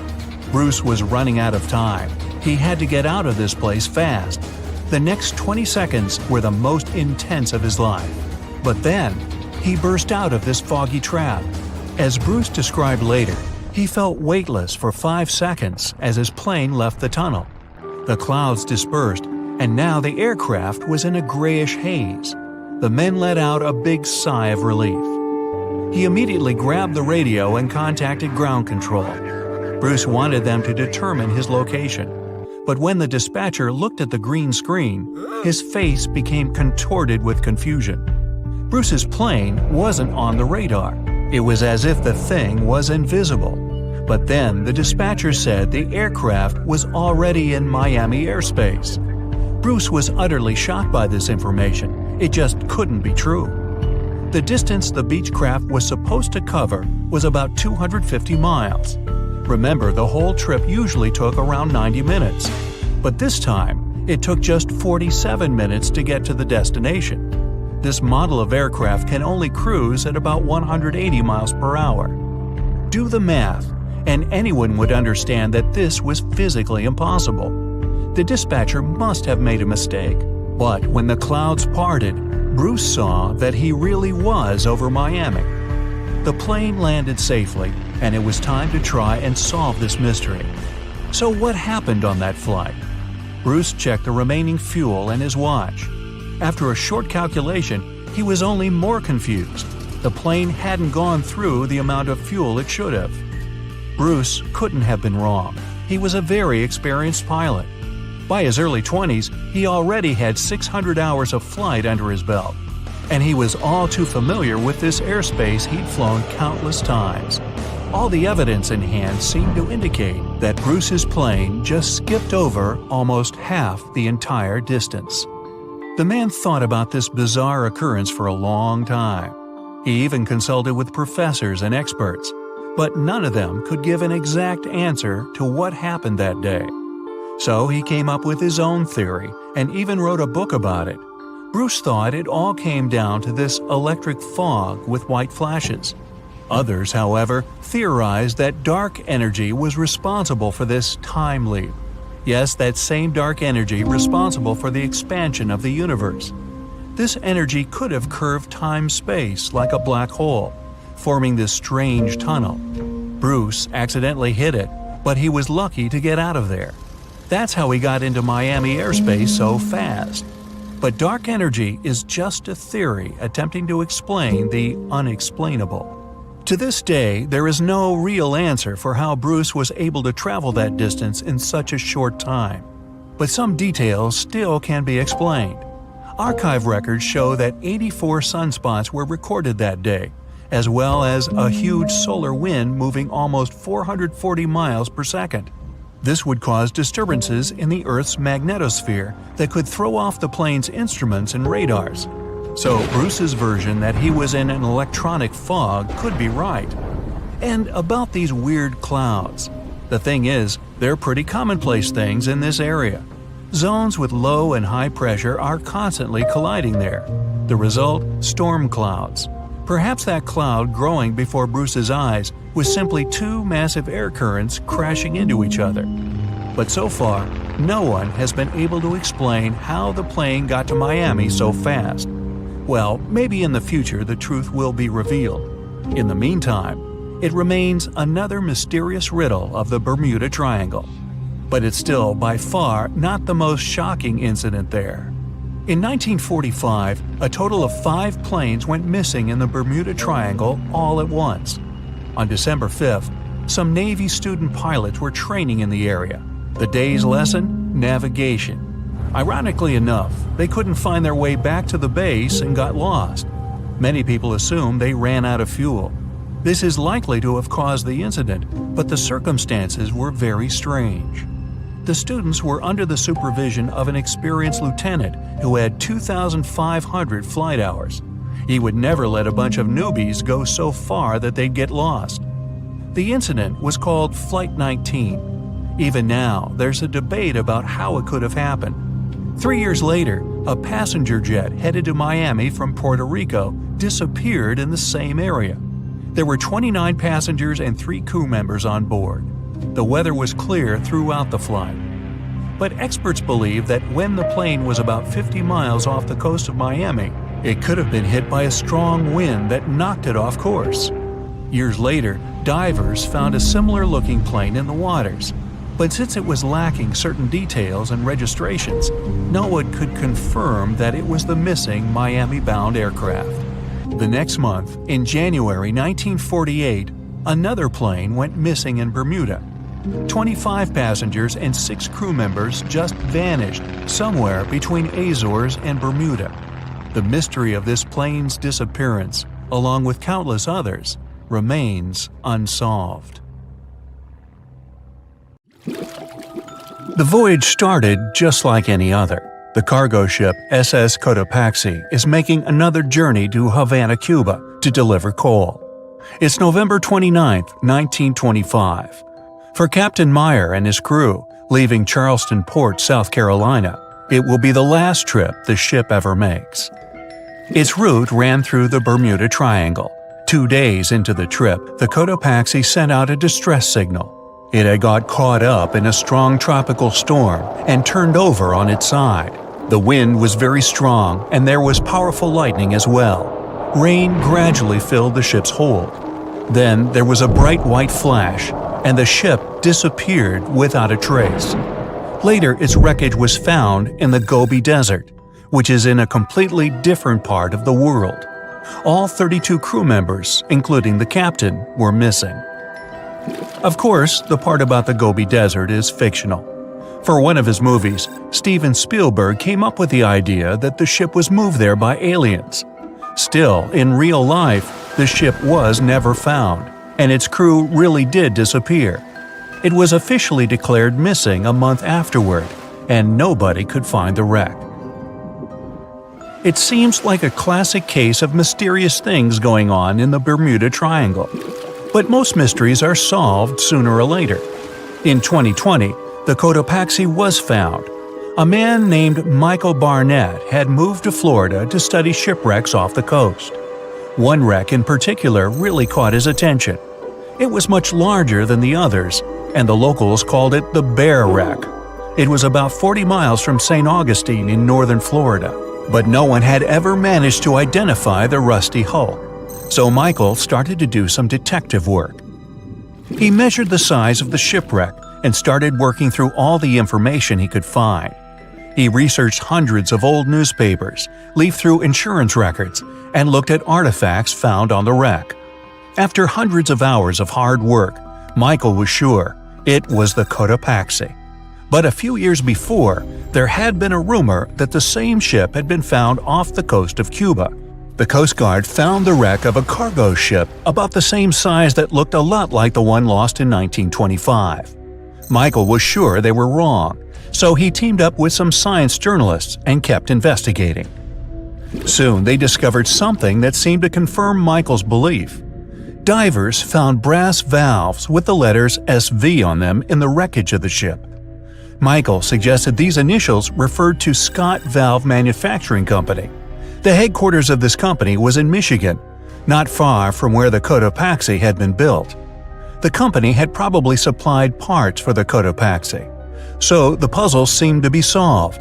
The Bear Wreck was really the missing cargo ship. But Michael still needed to work out why the ship had sunk. Did something mysterious really happen to the Cotopaxi in the Bermuda Triangle? Later, Michael found the testimony of the ship's carpenter among some old papers. The carpenter claimed that the hatches covering the coal on the ship had been in a terrible condition before it sank. Repair work on the covers wasn't finished before the crew got the order to sail to Cuba. So if the hatch covers were still broken during the trip, water could have easily gotten on board. This water probably flooded the hole during the tropical storm. This was the real reason why the Cotopaxi went down. There was really nothing mysterious about it. It was just a mistake made by ordinary people. But this is just one example out of dozens or even hundreds where ships and planes have gone missing in the Bermuda Triangle. We still can't explain some of these incidents. It seems like there really is something weird going on there. One of these strange events happened in 1948. A passenger jet was headed for Miami from San Juan, Puerto Rico. It disappeared in the same area as the Cotopaxi. The 32 people on board vanished without a trace. The weather was clear throughout the flight, but experts think that when the plane was about 50 miles from the coast, it could have been hit by a strong wind that knocked it off course. Years later, a similar plane was found in the area of the Bermuda Triangle, but because no one could work out the registration, it was impossible to say for sure if it was the same one. Something even stranger occurred not long before, in 1945. 5 planes went missing all at the same time. Some trainee pilots were practicing their navigation skills, but when they'd finished, it seems they couldn't find their way back home and disappeared. Many people assume they just ran out of fuel. This seems likely, but still, the circumstances were really strange. The trainees were being supervised by an experienced pilot who had 2,500 hours of flight time. He would never have let a group of newbie pilots get that far away from their base. Even now, people still debate what could have happened. Some insist the pilots ran into something supernatural out there in the Bermuda Triangle. But who knows? And here's another freaky thing that happened there which no expert has been able to explain. Time travel. In 1970, Bruce Gernon was flying a plane from Andros Island to the Florida coast. When he was at 11,500 feet, a giant cloud appeared in front of him. It kept getting bigger and bigger, and he had no choice but to fly through it. As soon as he did, the plane was surrounded by darkness. It was as if the day had turned to night in a split second. Suddenly, Bruce began to see white flashes of light around him. They were so bright that they lit up the entire sky. But they weren't lightning bolts, although he couldn't really explain what they were. The plane continued through the strange cloud for almost a half an hour. Bruce noticed that the cloud changed shape during this time. The space around the plane turned into a tunnel. Then the tunnel started narrowing. Bruce became really tense as he tried to cope with the plane's controls. All his instruments and navigation equipment were going crazy, and the electronics stopped working. Then, a white light appeared at the end of the tunnel. Just like in the movies, the plane escaped the closing cloud tunnel at the very last second. Everything was fine, but now Bruce found himself in some white fog. He had no idea where he was. Then he managed to contact ground control. He was shocked when he learned that his plane was already in the airspace above Miami. It seemed that something impossible had happened. Bruce was meant to cover a distance of about 250 miles during the flight. This usually took 1.5 hours, but he had managed it in just 47 minutes, almost 2 times faster than normal. When Bruce landed, he went to check the amount of fuel left in the tank. It turned out he'd used up a lot less than the normal amount of fuel as well. Could there be a logical explanation for the time-traveling plane? Well, records show that a large number of sunspots were detected on the surface of the sun that day, and there was a strong solar wind. This could easily have made the electronics and devices on the plane go crazy. But what about the mysterious cloud? The Florida coast is a place where 2 large air currents meet. One has a high pressure and the other is a low pressure one. This causes a lot of storm clouds in the area. But people still debate how Bruce was able to cover the distance so quickly. Some people say that some kind of mysterious dark energy was involved. Others say it was a gravitational anomaly that curves space and time. Others think that Bruce is just a fraud. We still don't know the truth. So, is there really something supernatural about the Bermuda Triangle? Or is it all just coincidences and made-up stories? The truth is that no more planes and ships disappear in the Bermuda Triangle than anywhere else in the world. Ah, the Bermuda Triangle. Such a lovely spot.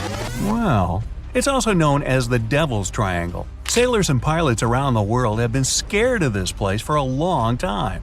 Stories of missing ships and planes have made plenty of people think it's an area of paranormal activity. Many people try to avoid traveling through it, and their fears make a lot of sense because lots of the things that have happened there are difficult to explain. But let's have a look at flight radar for the area. The Bermuda Triangle is where the Caribbean islands are, and they're very popular places for people going on vacation. Millions of tourists visit these places every year, and they travel there on ships and planes. Plenty of small airplanes and boats constantly travel between the remote islands, and they don't encounter any spooky stuff. So you can be sure that all of the planes on this map are going to reach their destinations in one piece. But the myths about the Bermuda Triangle must have come from somewhere. So far, scientists and researchers haven't managed to explain some of the incidents that happened there. So let's deal with all the rumors and investigate some of the weirdest things that have gone on in the Bermuda Triangle. Mysterious things took place there even before we had modern satellite navigation systems. Pilots and the captains of ships used to navigate with compasses and maps. This is where people noticed the first strange thing about the Bermuda Triangle. Many old sailors claimed that their compasses just used to go crazy in this area. Their needles would just spin around or point in the wrong direction. But there's actually nothing creepy about this. There's a magnetic anomaly here, which is created by metal underground. Compasses react to magnetic anomalies in strange ways. They can be found all around the world, and scientists know a lot about them.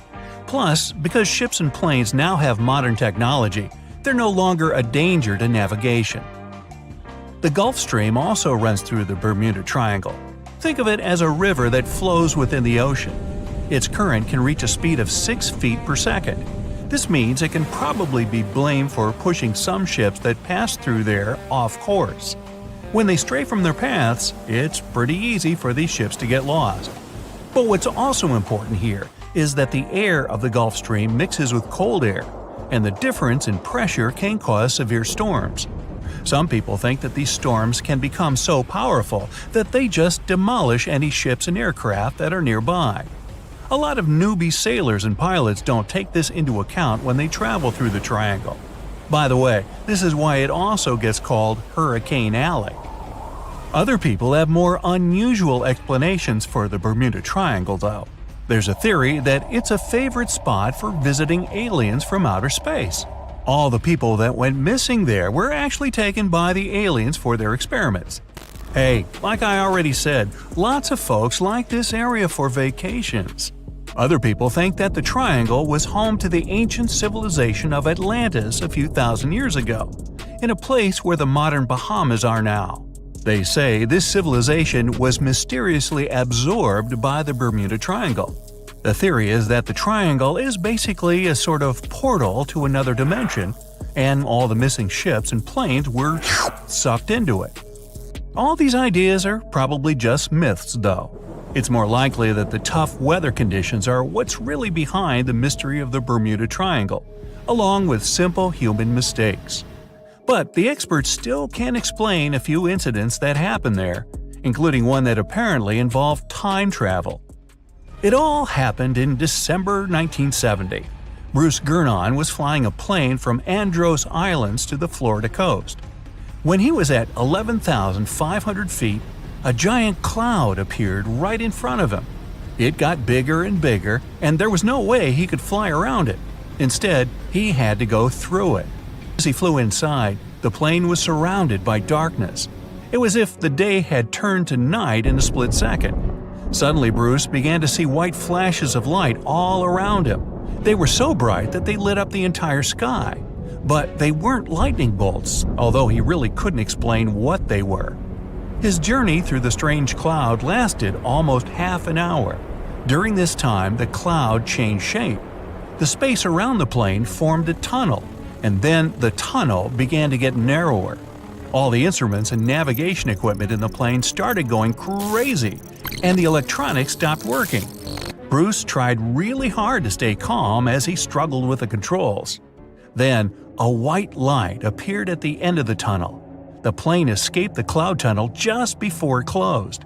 Everything seemed fine, but now Bruce found himself in some kind of white fog. He had no idea where he was. He managed to contact ground control and was shocked when they told him his plane was already in the airspace above Miami. Something impossible had happened. Bruce's plane was meant to cover a distance of about 250 miles during the flight. This usually took about 1.5 hours, but he'd managed it in just 47 minutes, about 2 times faster than normal. When he landed, the pilot went to check the amount of fuel left in his tank. It turned out that he had used up a lot less than the usual amount of fuel. How could this have happened? Well, records show that a lot of sunspots were detected on the surface of the sun that day, and there was a strong solar wind. This could easily have made the electronics and devices on the plane go crazy. But what about the mysterious cloud?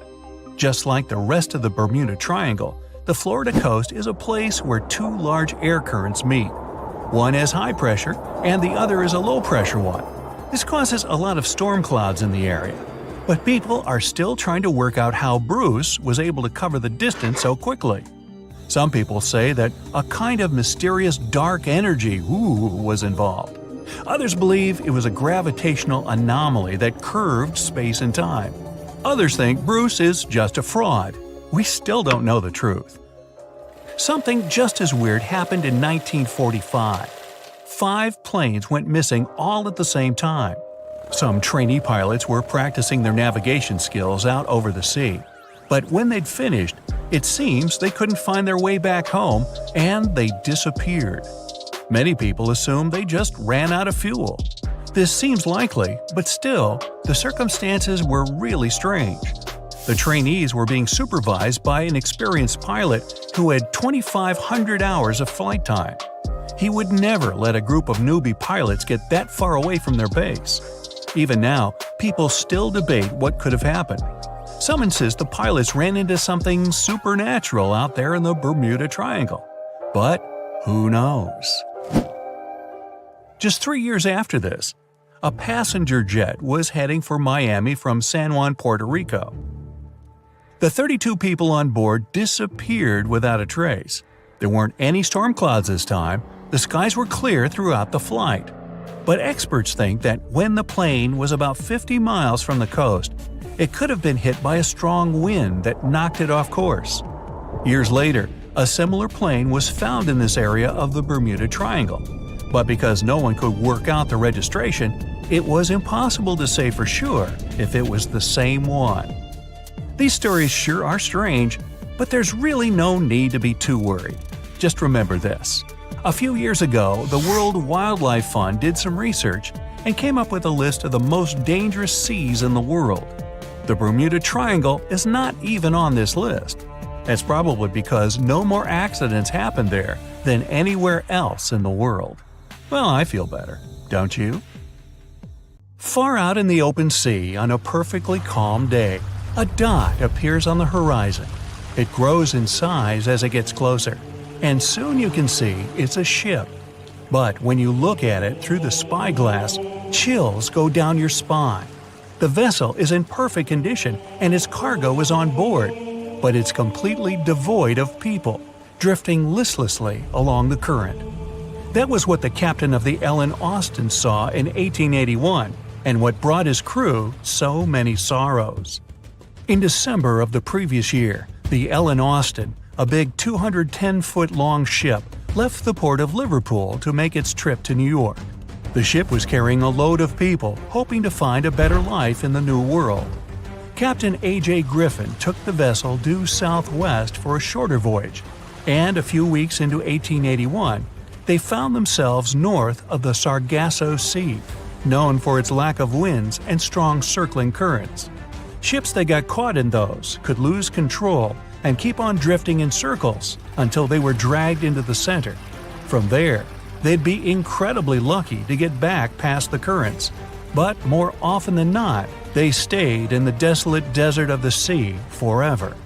Worse still, the area belonged to the notorious Bermuda Triangle, which was already known to take down ships and make them disappear without a trace.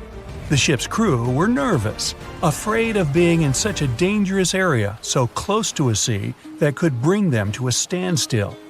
And ominously, some of the Sargasso Sea's calm must have escaped it, because the Ellen Austin lost its speed one day and fell adrift without the winds. It was fine, though. They had ample provisions and were still on schedule.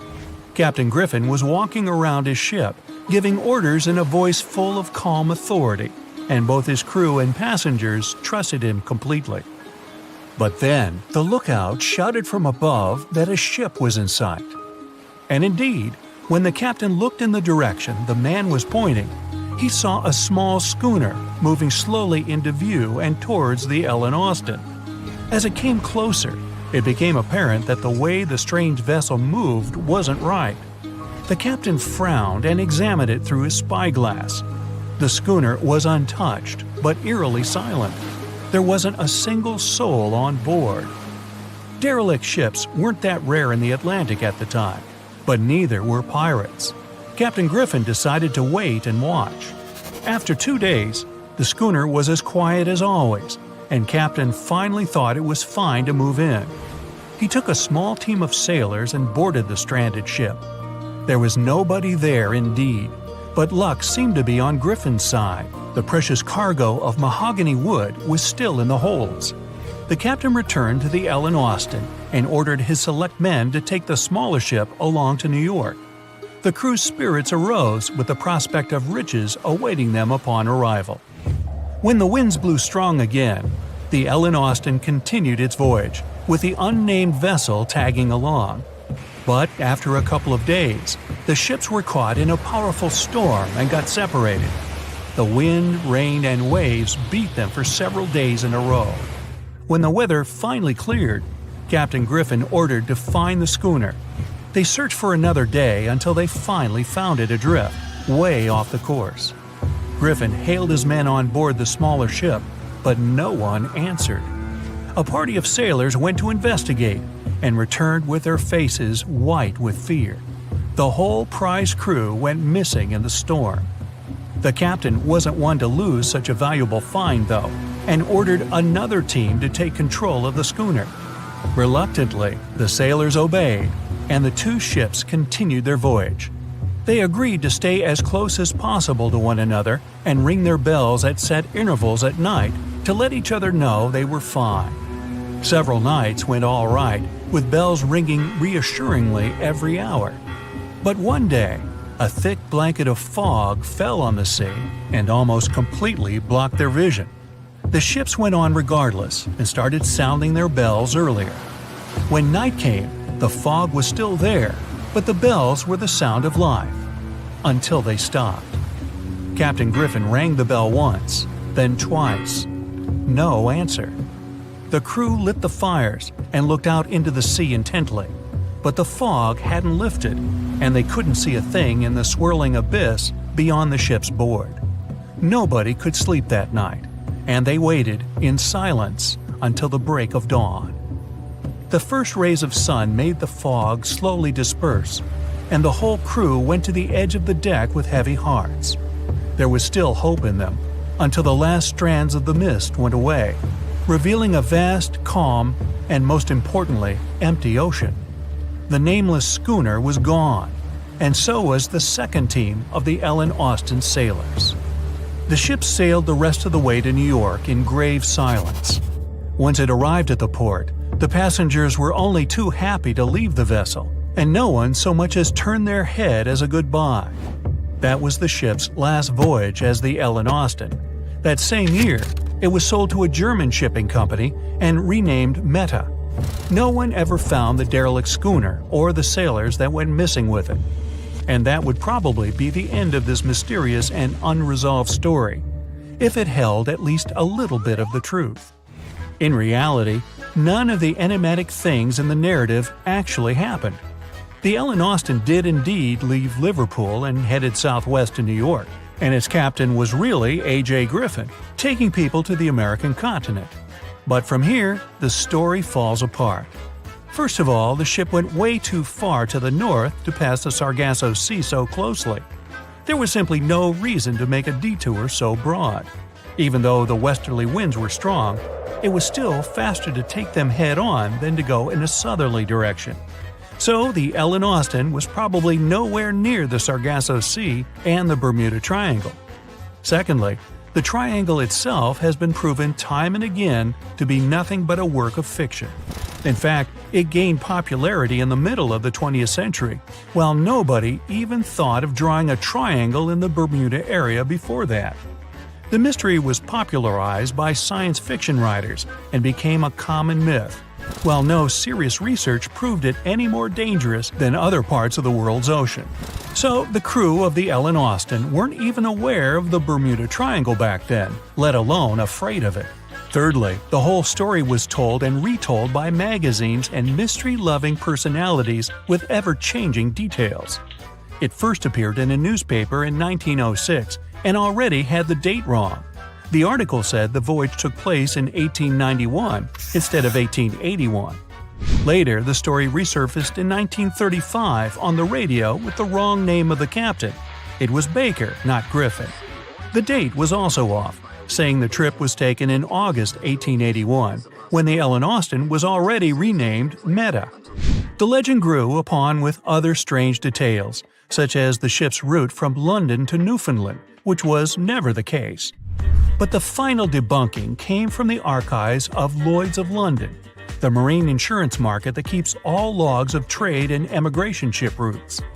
The documents there say that on February 1881, the Ellen Austin completed its cross-Atlantic voyage to New York without incident. Captain A.J. Griffin off-boarded the ship with all his crew hale and hearty and declared no loss of hands during the trip. The voyage took over 2 months because the ship had to fight strong westerly winds pushing it back towards Britain. The crew reported no strange encounters on the way, and the whole thing was as boring as could be. And even the passengers must have been smiling when they stepped on the American soil at last, unaware of the phony baloney story they were about to be a part of. The moon shines brightly and illuminates the black water of the ocean. Thick fog descends on it in ominous silence. Then, it's suddenly broken by the creaking of wooden boards, followed by a rippling of the waves. Through the fog, you see the outline of an old large ship. Its hull is rusty, and a strange cold is coming from it. But the most unsettling thing is that there's no one on the deck. The ship sails without a crew. No, this isn't a mythical Flying Dutchman, but a very real ghost ship. September 2nd, 2019. The British Royal Navy's ice patrol ship, called the HMS Protector, sails through the calm waters of the Atlantic Ocean. The time is 11 p.m. Some of the ship's crew are on deck, while others are sleeping in their cabins. The captain steers the ship and looks straight at the horizon. The sky is lit up by an orange twilight, and clouds float in the distance. Suddenly, against this beautiful landscape, one of the sailors notices the black silhouette of an unknown ship. The captain slows down and steers the ship a little closer to the mysterious vessel. This is an old cargo ship, 250 feet long. Attempts to contact the crew members lead to nothing. It seems the unknown boat is floating in the ocean by itself. There's no one on board, at least, no one alive. The deck of the ship creaks from rocking on the waves. The sun sinks below the horizon, and it gets dark. The ship looks terrifying. British sailors don't dare to climb on that strange deck. They take a photo, post it on the internet, and sail away. Many people on the internet will assume the sailors met a real ghost ship. 5 months later, we're in the village of Ballycotton in County Cork, Ireland. A local leaves the house early in the morning to go for a daily run. Music in his headphones, fresh cool air, and a scenic route are ideal conditions for a good workout. The jogger runs along the road on the coast of the Celtic Sea. There was a strong storm last night, and now the sea looks calm. The man runs along the top of a low cliff and notices a huge vessel. An old rusty cargo ship 250 feet long lies on the beach, right among the rocks. No people on board. It seems the ship has been here for ages, but the local is sure this vessel wasn't here yesterday. A little later, it turns out this is the same ship that the sailors from the HMS Protector saw 5 months ago, thousands of miles from this place. The cargo ship, called the Alta, was built in 1976. Nobody knows who used it all this time and for what purposes. It's only known that in 2017, the ship was purchased by a new owner and marked with the flag of Tanzania. It's important to say that almost all cargo ships are equipped with AIS, Automatic Identification System, which is needed to track ship movements in the ocean. Since 2015, something strange started happening with the Alta's AIS. The ship disappeared from the satellites, then reappeared again. Over the past few years, this ship had changed several names and flags. It's not surprising that its AIS shut off and turned on numerous times. It's said that some of those who disable AIS on their ships do so to hide outlaw activities. The ship's captain, whoever it was, clearly didn't want to show the Alta's movements. As AIS showed in 2017, the ship had sailed near Greek port cities. The Alta made 12 stops in 3 such cities in different parts of Greece. Then, the AIS signal disappeared, and 10 months later, the Alta reappeared near the northern coast of Africa, 1,200 miles from Greece. In September of 2018, the ship was sailing about 1,400 miles southeast of Bermuda, and at that time, the crew members started having problems. There were 10 people on board the Alta. On September 19th, the ship's engine failed right in the middle of the Atlantic Ocean. The nearest shore was very far away. The ship began to drift. As days passed, the crew couldn't fix the vessel. Food supplies were running low. The crew started to panic and tried to contact someone. The situation got worse as a strong hurricane was approaching the place where the ship broke down. Crew members contacted the U.S. Coast Guard. On October 2nd, a helicopter headed towards the ship. Food and water were unloaded on the Alta. This was enough for the crew to bide their time for several days. About a week later, a rescue boat sailed about 1,500 miles to reach the Alta and help the stranded sailors. Shortly before the start of the hurricane, American rescuers succeeded. The entire crew of the wrecked ship was taken to Puerto Rico. The Alta remained drifting in the ocean. After a while, another ship arrived to tow it to the coast of Guyana. Then, something went wrong again. The ship was hijacked. Who did it and why remains a mystery to this day. But then, for some unknown reason, the thieves decided to abandon the ship and left it to drift in the ocean. For almost a year, the ship's location couldn't be tracked. Then, in September 2019, the vessel was found by the British Royal Navy. How the Alta was able to cover the distance across the Atlantic and wash up on the coast of Ireland is unknown. An investigation has been launched in Ireland. It's necessary to identify the owner of the vessel and find a responsible person to take on the task of towing it. But no one has since been found. Once, an unknown person called the Irish authorities and introduced themselves as the owner of the ship, but didn't provide any evidence. Several barrels of oil were found on board the Alta. To dismantle the ship, the Irish authorities will need to spend about 10 million euros. Local residents are annoyed by the wreck too. Corroding metal is bad for the environment, and kids have already snuck on board and posted a video on the internet from inside the abandoned ship. The further fate of the Alta remains unresolved. It's still lying there. That ship sailed in the ocean for just 2 years.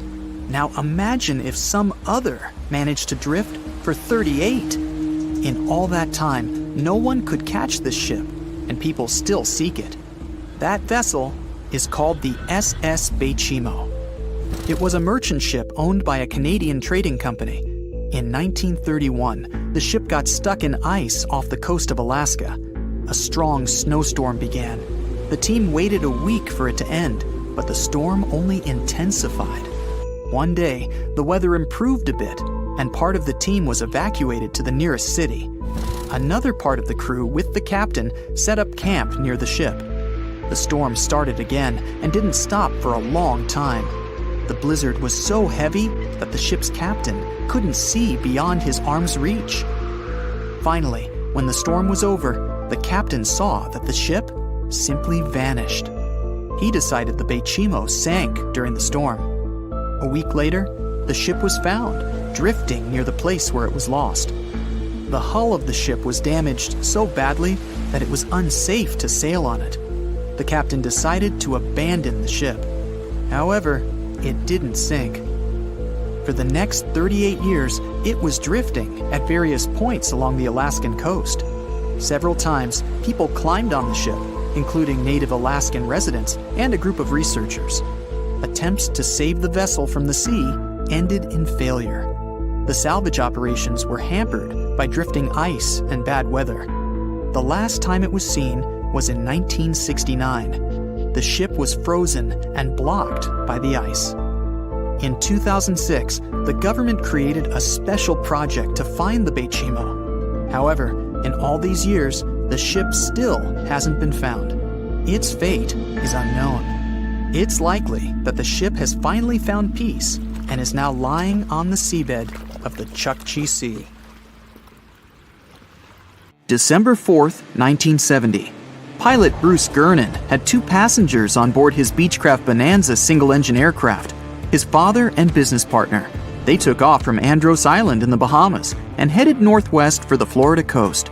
Sure, they were in the infamous Bermuda Triangle's airspace, but this was a typical flight Bruce had made dozens of times before.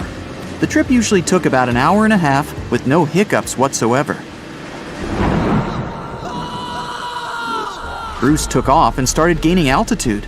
Strange things started happening right from the get-go. At first, he noticed a small cloud up ahead, but it kept growing. Not from the plane getting closer. This thing was actually getting bigger in size. Bruce had to fly through it, and he came out the other end just fine. He gained altitude, and yet another mysterious cloud appeared. This one was massive, and Bruce had no other choice but to fly through it too. At that moment, it got dark as night all around the aircraft. But this wasn't a storm cloud, and it wasn't raining. Bruce was starting to get worried, and then, bam! He saw flashes of white light. Bruce kept flying for another 30 minutes when he realized this was the same cloud he had gone through earlier when he started to climb. But now the cloud was cylindrical, and the plane was flying through its center. It was wide and seemed endless. Bruce thought he could never get out of that trap, but a minute later, he saw light at the end of the tunnel. But all of a sudden, the walls of the cloud tunnel began to narrow. They were closing in on the plane. The navigational instruments started wigging out. The compass was spinning by itself counterclockwise. The walls kept narrowing, smaller and smaller, wrapping like a vortex. The electrical instruments still going haywire. Bruce was running out of time. He had to get out of this place fast. A grueling 20 seconds later, he burst out of this foggy trap. As Bruce described later, he felt weightless for 5 seconds as his plane left the tunnel. The clouds dispersed, and now the aircraft was in a grayish haze. The men let out a big sigh of relief. He immediately grabbed the radio and contacted ground control to determine his location. But when the dispatcher looked at the green screen, his face became contorted with confusion. Bruce's plane wasn't on the radar. It was as if the thing was invisible. But then the dispatcher said the aircraft was already in Miami airspace. Bruce was utterly shocked. It just couldn't be true.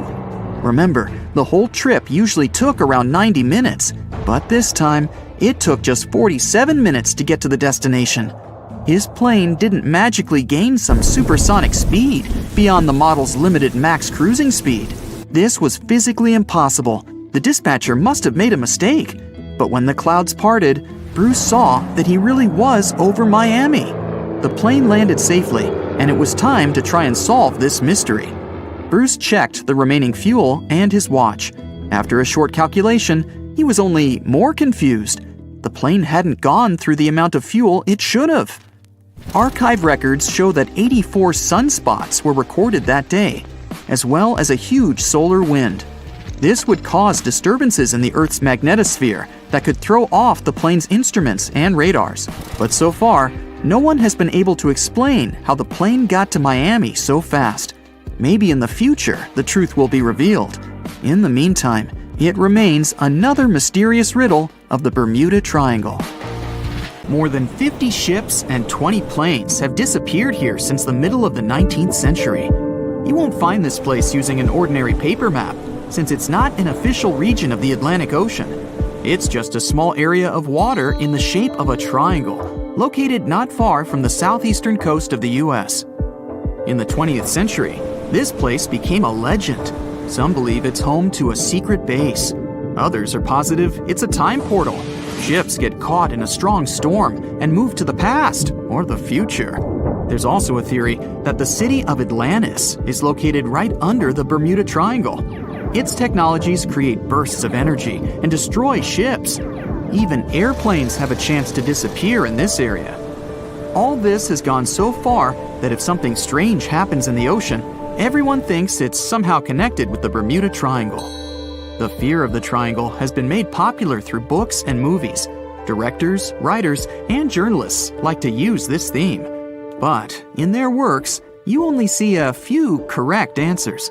You can find the truth about this place yourself if you look closely. But first, let's refute the weakest theories. Space objects, Atlantis, time travel. All these myths appeared in the middle of the 20th century. There weren't any records about mysterious phenomena before this time. People just noted that a lot of ships were sinking here. But then, one author wrote a book about Atlantis lying in the waters of the triangle. The author didn't provide any evidence, but he described this hypothesis very convincingly. People read it and liked it. The human psyche likes to read something secret. When you learn something that no one knows about, it makes you feel special. And of course, you begin to believe in this secret. So, this was one reason why the Bermuda Triangle book has become so popular. It brought the author a lot of money, and other people also wanted to enrich themselves the same way. Some other fantastic theories about time travel and secret bases have appeared since then. After that, people started making documentaries. All those works devoted to the mystical nature of the triangle were based not on real facts, but on theories from other books. It's impossible to find the truth in this chaos. Some people like to learn secrets, even if they're fake. But you can always find the truth if you really want. Just take any myth and try to find sources proving its reality. Most likely, you'll find nothing but non-scientific books and movies. There are also more realistic things about the triangle, but they are no less interesting. One hypothesis says that ships disappeared there because of methane. Deposits of this gas are under the seabed of this region. Sometimes it releases from there and rises to the surface. As soon as methane comes into contact with water, it takes the form of giant bubbles. Then these bubbles foam the water and create large waves that flip the ships. This theory is quite real, and such a natural phenomenon exists, but not in the Bermuda Triangle. None of the numerous studies have confirmed the presence of an increased concentration of this gas here. The last methane eruption occurred here about 15,000 years ago. Another realistic theory is rogue waves. They form without storms and winds. The calm water's surface can transform into a big wave, the height of a 5-story building, in 3 seconds. It sinks a ship and then quickly disappears. The sea is calm again, as if there were no waves at all. Some scientists believe a surface sea current colliding with a strong headwind creates this phenomenon. But some recorded cases involved no wind. Another version says the wave is born thanks to the collision of warm and cold currents. But the most exciting theory talks about kinetic vampirism that forms the waves. Under certain natural conditions, waves get the ability to exchange kinetic energy. And among all the waves, there will be the biggest, the vampire one. It absorbs the energy from all the others. When the power is accumulated, the vampire wave splashes it out. This explains the force of the impact and its sudden disappearance. All theories seem logical, but scientists still can't figure out the nature of this phenomenon. Yes, rogue waves can carry ships underwater, but not only in the Bermuda Triangle. They rarely appear in all the waters of the world's oceans. So let's move on to the next theory. Some of those who sailed through this place reported their navigation devices had become unstable. The compass and electronics broke down. The signal and radio communications were lost. We need to look at the triangle from space to find out the reason. If you use special sensors and devices, you'll see that the Earth's magnetic field is weakened above the Bermuda Triangle. This field is a shield that protects us from solar radiation. The ISS astronauts said that the triangle gets more of the sun's particles than any other part of the planet. Therefore, electronics are unstable in this area. But such failures don't occur with satellites and other space objects flying within our planet's atmosphere. Areas with a weakened magnetic field appear all over the world, and they hardly ever disrupt navigation. This means that ships and planes work stably in such conditions. But all the same, a compass doesn't work correctly in the triangle area. Could it be that some magnetic anomaly affects the navigation systems? This theory was quickly refuted. Scientists regularly check the magnetic map of this region and don't find any deviations from the norm. The reason for the unstable functioning of a compass is not an anomaly. The Bermuda Triangle is one of the few places on the planet where the true north and magnetic poles coincide. True north is the geographical North Pole. The magnetic pole is constantly moving around the globe directly to the north. Sometimes these poles collide and cause such a phenomenon as agonic lines. If you fall under this line, your compass will behave strangely and won't point you to the true north. That's why so many ships disappeared in this place at the beginning of the 20th century. People used an ordinary compass. They didn't have modern navigation technologies, and the misfunctioning of the compass could have led to disastrous consequences. Imagine that you're a ship's captain in, let's say, 1901. Your compass is guiding your way. You know you always need to sail north to get to land. Then you get into the Bermuda Triangle. You look at the compass and notice the arrow position has slightly changed.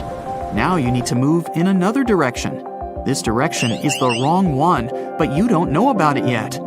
You take the wrong path and end up in the Caribbean region.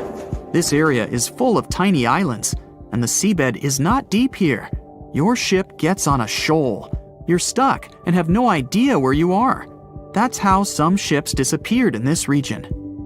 But if you had GPS, you wouldn't have lost your route and would have sailed safely to land. By the way, now, in the 21st century, you can use a compass here without problems. since the magnetic North Pole doesn't meet the true one on the territory of the Bermuda Triangle anymore. The agonic lines are somewhere else right now. But still, for some reason, ships get lost here. And now we come to the most unexpected solution to the Bermuda Triangle problem. Yes, boats sometimes disappear in this region. And the reason for this is water, ocean, nature, call it whatever you want. Unfortunately, ships sink all over the world. Don't be afraid of just one triangle. There are places in the Atlantic Ocean territory where more boats disappear, and the Bermuda Triangle is not even in the top 10 of them. But why does no one know about them? Well, it's because people wrote fairy tales about one particular place. One of the most popular ship routes of the Atlantic passes through the Bermuda Triangle. Can you guess where most shipwrecks occur statistically? In a place with many sailing ships. That is, in this region. The only true statement about the Bermuda Triangle is frequent storms. But even bad weather and a raging sea doesn't always sink ships. Also, hurricanes often form in the Triangle territory. The Bermuda region has high atmospheric pressure. This pressure diverts storm clouds away towards the Triangle. Strong winds and large waves can sink ships, and lightning flashes can damage planes, but this is not unique. So don't blame the Triangle for all the problems. It's a beautiful and picturesque place that attracts many tourists. It was the wealthiest and most beautiful city ever to be seen. Stepping through its central gate alone would take your breath away with its elaborate decorations and towering marble statues. Everywhere you'd look, you'd find yet another marvel of civil engineering and cultural prowess. Yes, the lost city of Atlantis was truly the pinnacle of ancient civilization. That is, if it ever existed. Since it was supposedly swallowed by the sea in its entirety, it's no wonder some curious minds linked it to the Bermuda Triangle, another subject of endless mystery in popular culture, suspected of swallowing quite a few missing planes and ships. In the late 1960s, it's said that a group of treasure hunters stumbled upon the remains of an ancient city while diving in the Bermuda Triangle off the coast of Miami. Not only did they claim to encounter some intricate-looking ruins, but they also claimed that they found a glass pyramid there, larger than any other pyramid ever discovered in Egypt. A huge glass pyramid on the bottom of the Atlantic Ocean? No, that story turned out to be a hoax. Nevertheless, we do know that strange phenomena are still happening in the Bermuda Triangle, like volatile water currents or even the occasional vortex. When anyone mentions the Bermuda Islands, this mythical triangle is often the first thing that comes to mind, due to all the mysterious disappearances or unexplained malfunctions. But there's a lot more to this territory than one mysterious triangle. Let me tell you about it, just in case you might want to visit. For a time after its discovery, Bermuda was briefly known as the Somers Isle, named after George Somers, a British privateer and naval hero. But the name that eventually stuck was the initial name, Bermuda, named after Juan de Bermudez, an explorer from Spain who discovered it in 1505. It's the oldest remaining British territory overseas, going back to a time before even the United Kingdom was established. The island's geographical creation is also unique. Scientists have recently discovered that the volcano that had generated this piece of land is like no other on Earth. Since it has pleasant weather almost all year, it's a great place for golfing, sporting 8 world-class courses, often frequented by famous golf players or celebrities. You might just run into one by accident, if you're lucky. If you're more of a music fan, you would be interested to know that John Lennon got the inspiration for about 25 of his songs right here on this island, including classics such as Watching the Wheels, Woman, and Just Like Starting Over. Bermuda's official online travel guide even provides a Lennon-inspired itinerary, taking you from the Bermuda Botanical Gardens to the Masterworks Museum of Bermuda Art to Front Street, a district well known for its very active nightlife. William Shakespeare himself has an interesting connection with this island. His famous play, The Tempest, a story about a shipwreck crew that end up on a magical island where they are tormented by an old man and his servants, was initially going to be set in the Mediterranean. But after learning about a real-life shipwreck in Bermuda, Shakespeare was supposedly inspired and so moved the setting here. The island is also home to some fascinating animal wildlife. On hot summer nights, a special insect that glows in the dark, called the Bermuda fireworm, can be found in protected bay areas.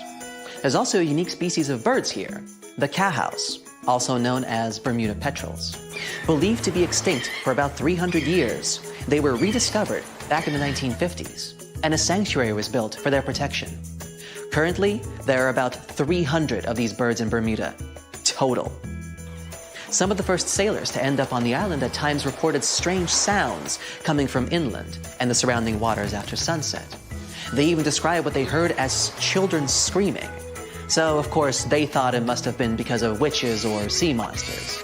It took a little more time and research to figure out the sounds were coming from the cowhouse. These birds emit a very specific sound that can be easily confused with distressed human noises. Just as the Netherlands are famous for their tulips and Brazil for its coffee, Bermuda is well known for, drumroll please, onions. Yes, Bermuda used to export an amazing amount of onions back in the day, and the general quality of the vegetables produced here is said to be very high. Bermudians, that's how people living in Bermuda are called, are so proud of their onion heritage that when the clock strikes 12 on New Year's, a giant-sized onion decorated with beautiful lights is dropped in St. George's Town Square to usher in a new year. This is a big part of Bermudian tradition, as their onion heritage is a point of pride for the Bermudian people. The community of Bermuda is known to be tight-knit and to be very friendly and sociable. It's common to say hi to everyone on the street, even if you aren't properly introduced. Not greeting people when entering a shop or jumping into a bus is actually considered rude, so be sure to get accustomed to locals saying hello when paying a visit. Another fascinating aspect of Bermuda is its architecture. The houses are all painted in bright, zesty colors. Bermudians take very good care of their homes, even repainting them every 4 to 5 years. And they can even choose the color of their house without any limits. The roofs, however, are a completely different story. When visiting, you will notice that they are all white and terraced. Here's why. Since there is no public water system in Bermuda, people living here have to collect their own water. And that's what the roofs are for. Rainwater is collected on the roofs and then funneled into water tanks for storage and future use. That's why it's so important that the roofs remain white. Not only is it much easier to spot debris on a white surface, but the white cement also helps with sanitizing the water. What about transportation? Well, only residents can drive a car here, and only a single car is permitted per household in terms of ownership. So if your trip itinerary includes renting a car, you may want to rethink it. If riding a bus is not your preference, there's always the option of renting a scooter. You just have to remember to drive on the left side of the road.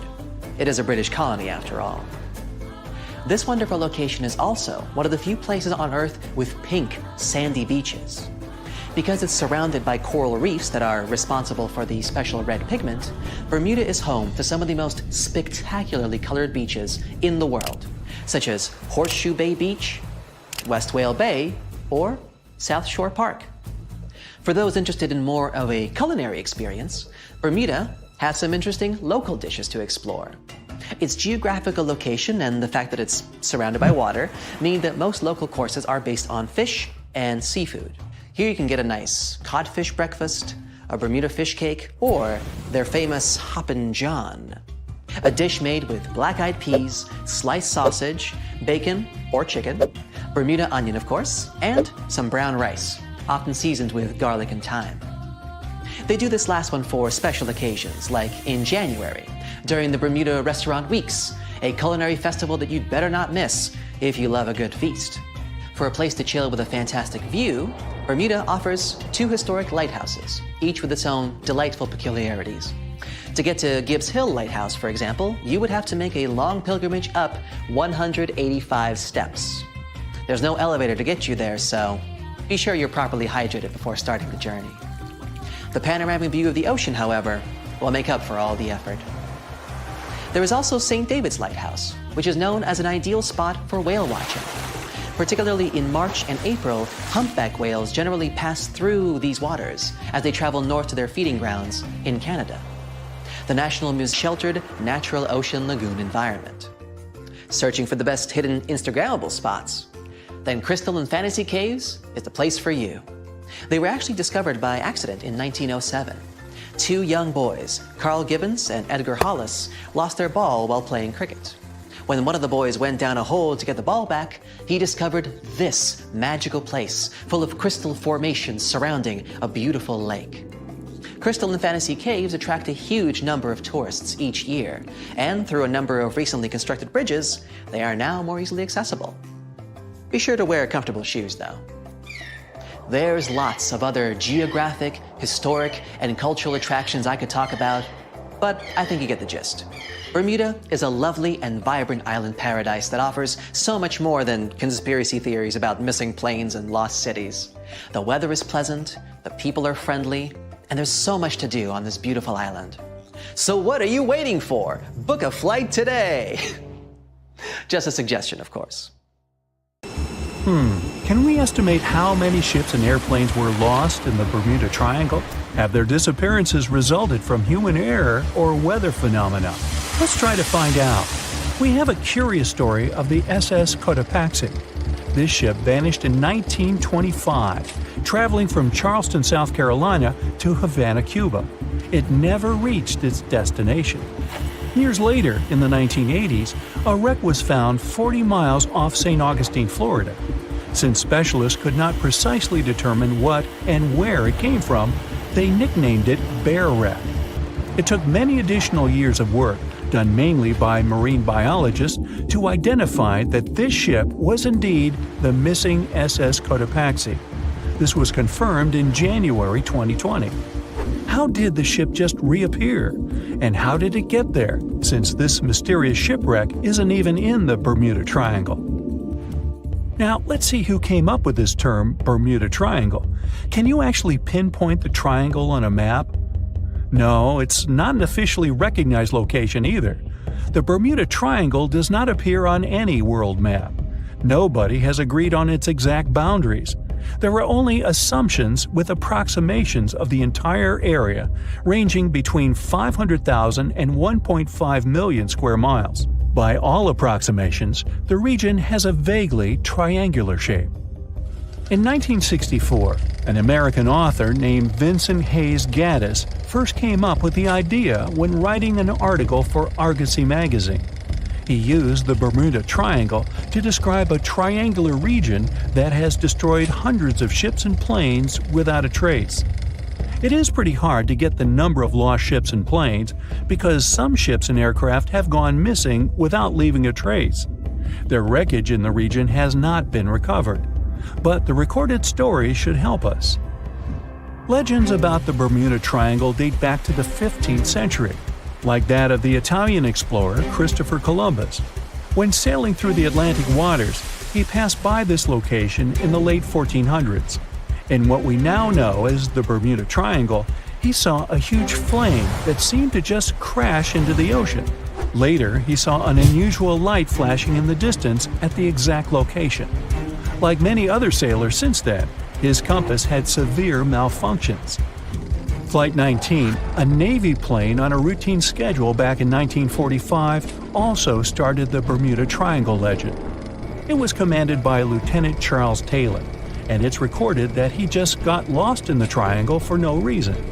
Since pilots had no GPS back then, they had to trust their compasses and keep track of how long they'd been flying in a specific direction and their speed.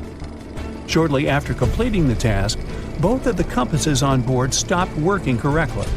Records found after the plane's disappearance also indicate that Taylor didn't have a watch on that particular day. The initial report stated that pilot error was to blame for this unfortunate event. However, because people weren't satisfied with this outcome, it was changed to causes or reasons unknown after several reviews. One surviving pilot named Bruce Gernon suggested he went through an electronic fog while passing above the triangle, making him travel through time. In 1970, when this incident happened, he was flying his aircraft when it was surrounded by two huge clouds that formed a whirlpool and spiraled. Like many others before him, he noticed that his navigation devices were malfunctioning. When he eventually made it out of those clouds, he discovered that his flight had only taken 35 minutes, It should have taken 75 in total. Since he had no other reasonable explanation for what he went through, he believed he must have been pushed forward in time. It's not only strange-looking clouds that have been seen above the Bermuda Triangle. In 2014, a pilot recalled almost colliding with a flying object that he could not identify whatsoever. Some of these strange encounters were even caught on tape. It's the case of an early 2015 flight whose passengers noticed a curious object just floating over the ocean. The pilots have yet to figure out what they actually saw back there. Okay, not all of the possible explanations have been this unusual. Oceanographers, for example, have also tried to explain why ships disappear around here. So they recently came back to one of their old theories: rogue waves. These are immense walls of water that just pop up suddenly. If multiple such waves rise simultaneously, they overlap like a wave sandwich. If one single wave can reach over 30 feet tall and happen simultaneously, it can create a rogue wave that can surpass 100 feet high. These types of waves can quickly overtake even the biggest of ships. Meteorologists came up with their own explanation too: hexagonal clouds. These unusual types of clouds can generate winds of up to 170 miles per hour, and they're pretty significant too, some reaching 20 to 55 miles across. As such, waves inside these wind giants can go as high as 45 feet. The Earth's own magnetic force might also have something to do with it. Within the Bermuda Triangle, compasses point to true north, the geographic North Pole, rather than magnetic north, the shifting magnetic North Pole. Some have even explained that since these two perfectly overlap in the Bermuda Triangle, it can cause a magnetic phenomenon that could make navigational devices malfunction. It's called the agonic line. The problem is that scientists have discovered that this line moves each year. It might have passed through the Bermuda Triangle at one point, but it's now through the Gulf of Mexico. Other strange natural phenomenon found along the coast of Norway could help explain why the Bermuda Triangle has claimed so many ships. There are some deep craters there, measuring up to half a mile wide and are 150 feet deep. Scientists believe they were created by methane gas bubbles. This gas seems to be leaking from deposits hidden deep in the seabed. Once the gas reaches a certain quantity, it bursts to the surface and causes eruptions. So, do pilots and ship captains actually avoid this area today? Could this explain why there are fewer ships that get lost there nowadays? But if you've ever flown from Miami to San Juan, Puerto Rico, you probably know that's not true. As for ships, if people would avoid the Bermuda Triangle, nearly all Caribbean vacations would be spoiled. To this day, there are a lot of flights that go over the Bermuda Triangle, so it's clear nobody is avoiding it. This place is one of the most heavily traveled shipping lanes in the world. Nowadays, the Bermuda Triangle has heavy daily traffic, both by sea and air. But the Bermuda Triangle is indeed subject to tropical storms and hurricanes that happen very often. Let's also keep in mind that the Gulf Stream, a strong ocean current that causes sharp changes in local weather, passes through the Bermuda Triangle. Besides, the deepest point in the Atlantic Ocean, the Milwaukee Depth, is also located in the Bermuda Triangle. The Puerto Rico Trench reaches almost 27,500 feet at the Milwaukee Depth. So, if you think about it, the whole mystery is a perfect combination of human error, bad weather, and a lot of ship traffic. This was confirmed by data provided by the U.S. Coast Guard. If you look at percentages, the number of ships or planes that go missing in the Bermuda Triangle isn't different from anywhere else. Disappearances do not happen more often than in any comparable region of the Atlantic Ocean. Official statistics say around 50 ships and 20 airplanes have vanished while traveling through this region. So that's another reason why the total number is so hard to pinpoint. Nobody could describe its rescue in official records if a boat was reported missing. There are also some events that, it turns out, didn't happen at all, adding to those false reports, like that of a plane crash back in 1937 off Daytona Beach, Florida. that local papers surprisingly revealed nothing about. In 1945, 5 TBF Avenger aircraft took flight for a routine training exercise around the Bermuda Triangle. In the middle of the exercise, the planes were struck by intense rain and heavy winds, despite the clear weather forecast. The pilots became extremely disoriented and radioed the base to report that their navigational equipment had stopped working. The last thing the base heard was, "When the first plane drops below 10 gallons, we'll all go down together," and then static. The 5 planes and their 14 crew members were never seen or heard from again.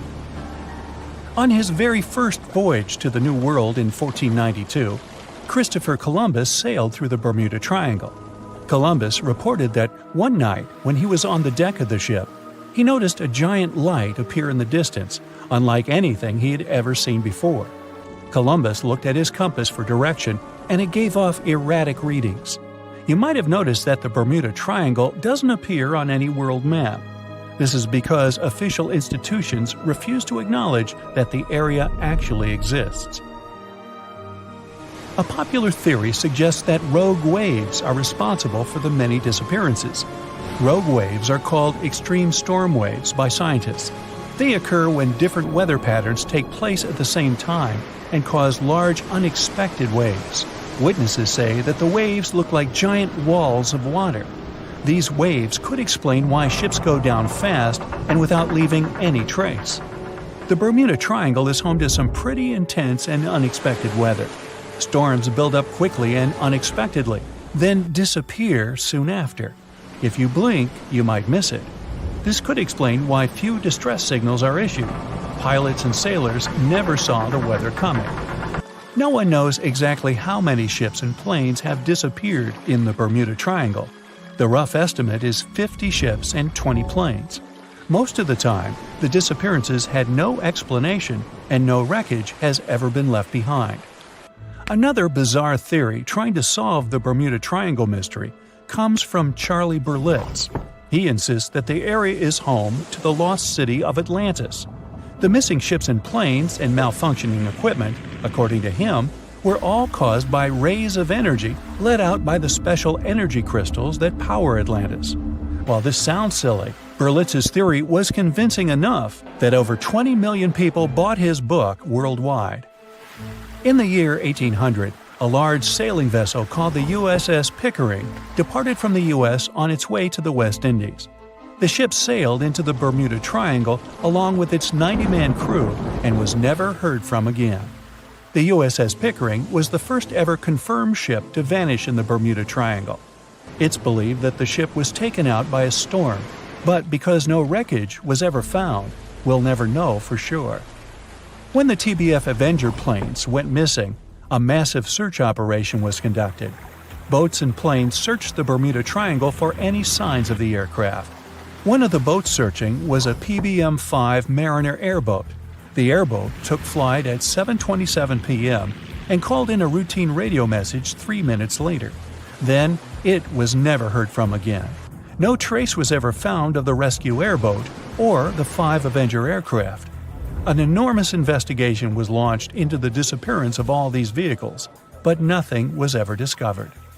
This particular area of the ocean is one of the most heavily traveled shipping routes in the world. Some skeptics believe that this fact solves the mystery.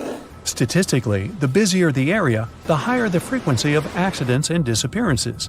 While this makes sense, it's not the frequency of disappearances that's responsible for the mystery of the Bermuda Triangle. It's the lack of explanation or wreckage found. On the ocean floor, decomposing organisms let off large concentrations of methane gas that gets trapped under the water. This gas can build up until, boom, it ruptures. The gas surges up to the surface and erupts. If a ship was in the area of one of these ruptures, the water would become much less dense and cause the ship to sink rapidly and without warning. Scientists believe this could be the cause of the many disappearances in the Bermuda Triangle. While this theory makes a lot of sense, it doesn't seem too likely. The U.S. Geological Survey has stated that no large releases of gas are believed to have occurred in this area for the past 15,000 years. The ocean floor is made of rocks containing a lot of magnetite. It's more like iron. Magnetic fields react to high concentrations of magnetite on the ocean floor, which may start a sort of conflict between the two. It can often lead to various weather anomalies and, as a result, navigation issues. And, naturally, any changes in the ocean floor or the Earth's magnetic fields influence the Bermuda Triangle a lot. Since the magnetic field is constantly moving, it might be also taking the Bermuda Triangle with it. Now that people know where the triangle is, it's easy to avoid it. It supposedly moves eastward together with the magnetic poles, but scientists still can't answer where exactly it will be in a couple of years. Some people blame all the disasters on the extraterrestrial paranormal activity. Others suppose it's all about raging natural phenomena. There's another triangle in Lake Michigan. Just like the one near Bermuda, the Michigan Triangle got its shady reputation for some disappearances. The first recorded one dates back to 1679. A large vessel, one of the largest of that time, set out on an expedition. Yet once it got in the sinister triangle, it never came back. Much later, an aircraft disappeared in this triangle. The skies are usually very clear there, but back in 1883, some people witnessed abnormal things in the area. Some claim to have seen large blocks of ice falling from the skies, and the crew even managed to save one as hard proof. Meanwhile, the Pacific Ocean Mystery Area is another sinister triangle. Off the south coast of Japan, not far away from Tokyo, there's a sea where plenty of ships met their doom, disappearing without a trace in these waters. They call it the Devil's Triangle. Some scientists believe the cause of anomalies is the environmental changes. Also, there's a really high concentration of methane hydrates on the bottom of the ocean in the Pacific Triangle area. You're deviating from your original course and sailing in the wrong direction. There's the Caribbean Sea near the triangle, peppered with small islands. The seafloor here isn't deep. The ship can get in shallow waters. And now the ship is stuck on a shoal, and you have no idea where you are. If this were the 21st century, the ship's captain would be able to reach the shore using GPS and other modern navigation. But the most interesting thing is that the compass would work correctly this time, since the magnetic North Pole hasn't already coincided with the true one for a long time in the territory of the Bermuda Triangle. The agonic line is somewhere far away from here. There are no problems with navigation now, but for some reason, this is where ships disappear. In fact, not just here. Throughout the Atlantic Ocean, there are places where many more ships were gone. The Bermuda Triangle is not even in the top 10 of such places. One of the main reasons why many ships are lost here is that one of the most popular shipping routes in the Atlantic passes through the Bermuda Triangle. And the more ships in one place, the more shipwrecks. Simple probability. Then, it just starts getting weird. Other theories say that there's a space-time rift in this region. Ships and planes fall into this rift and end up in the past or the future. But for some reason, there's not a single proof of this myth. There's no reason to think that the rift is hidden somewhere here. The base of an extraterrestrial civilization is located in the Bermuda Triangle. Visitors from other galaxies steal sea vessels along with the crew, so no one finds the wreckage of the ships. This is also a popular myth that has no scientific justification. The Kraken lives somewhere in the triangle. It's a huge squid that sinks ships and also is a legend that sailors tell each other. However, gigantic squids live in the depths of the ocean. They can grow to the size of half a train car, but no cases have ever been recorded where they sunk a large vessel. And in the area of the Bermuda Triangle, they have never ever been seen. People in the past didn't know about the existence of these creatures, so when they saw them for the first time, they described them as huge, terrible monsters. Giant squids are some of the most elusive creatures on Earth, and scientists had to use sonar equipment to find them. They don't like to leave the dark depths and are likely to be afraid of the sound of any ship. So, that should squash the squid as a suspect.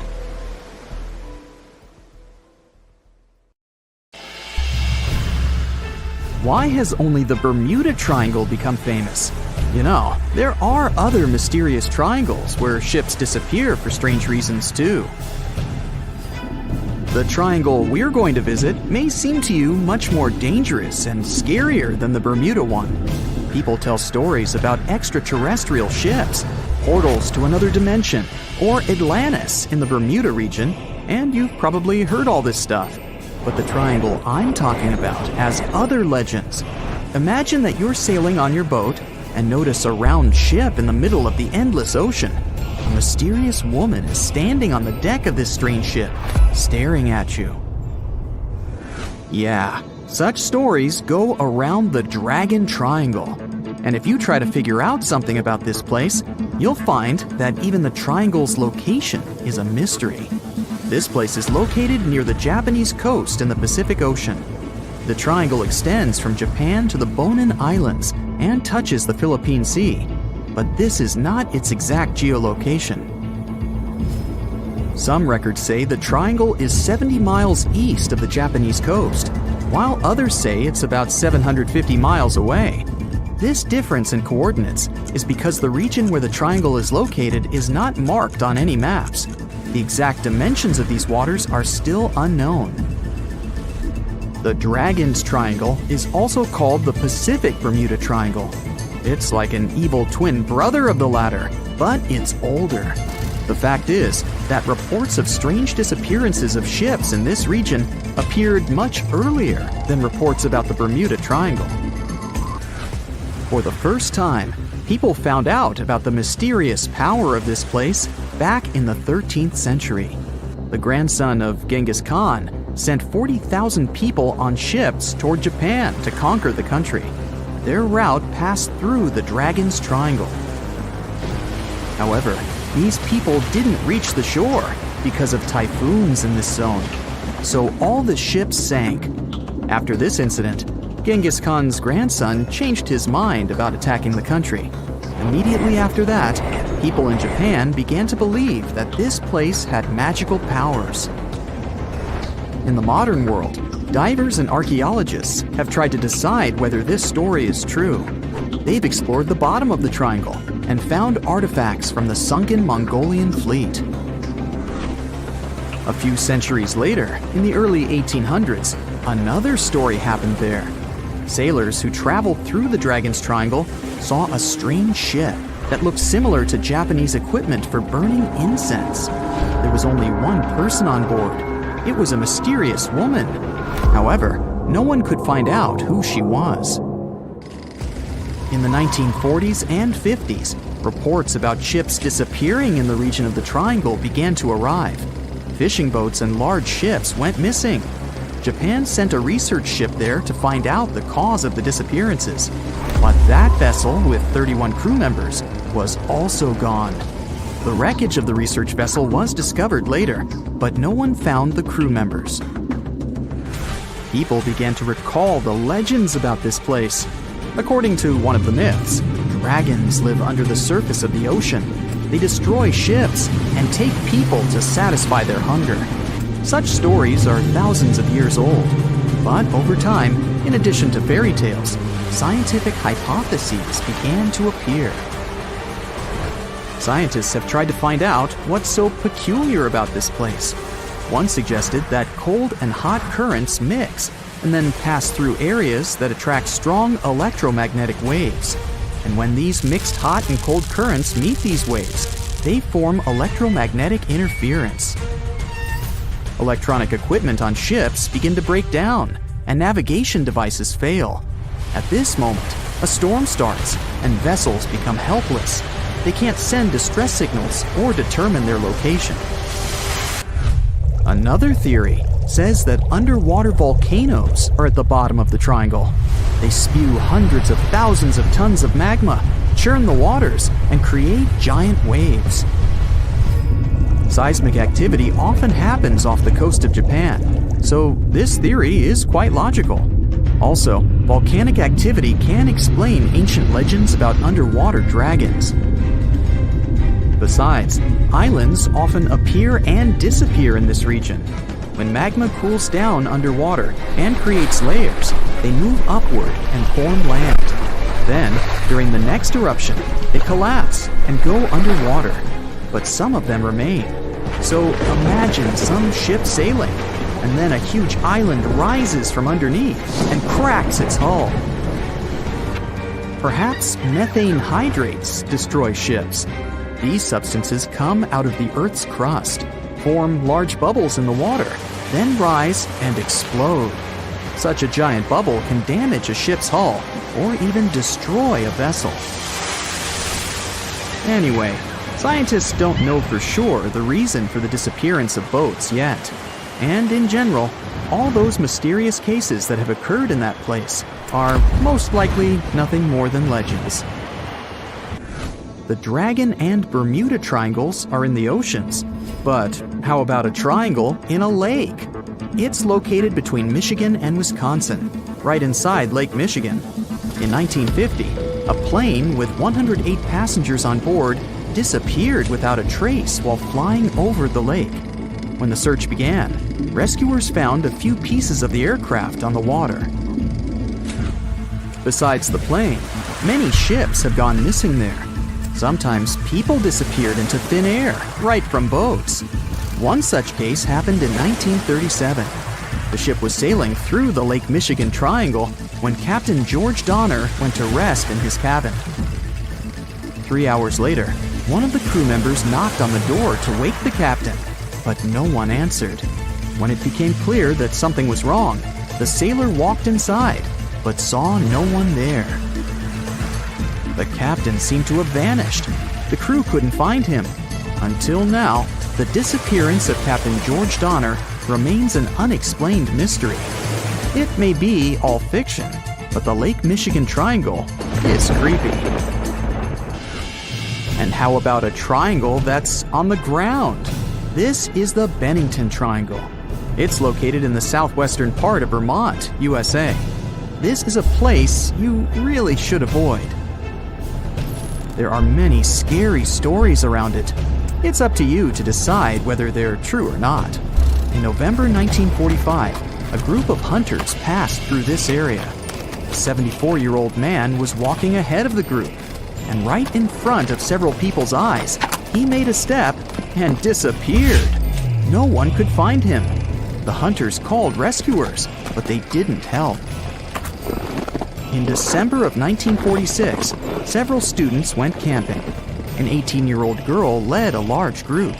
She walked a few feet forward to figure out where to go next and disappeared. The tourists called the police. Officers began searching the area, and the FBI joined them. They got some information from locals living in nearby towns. They said that some girl similar to the description had been walking with a man much older than her. The two of them left by car and were never seen again. Soon, a similar vehicle was found not far from New York. The car was burned, so the police and experts couldn't confirm that the missing girl was inside.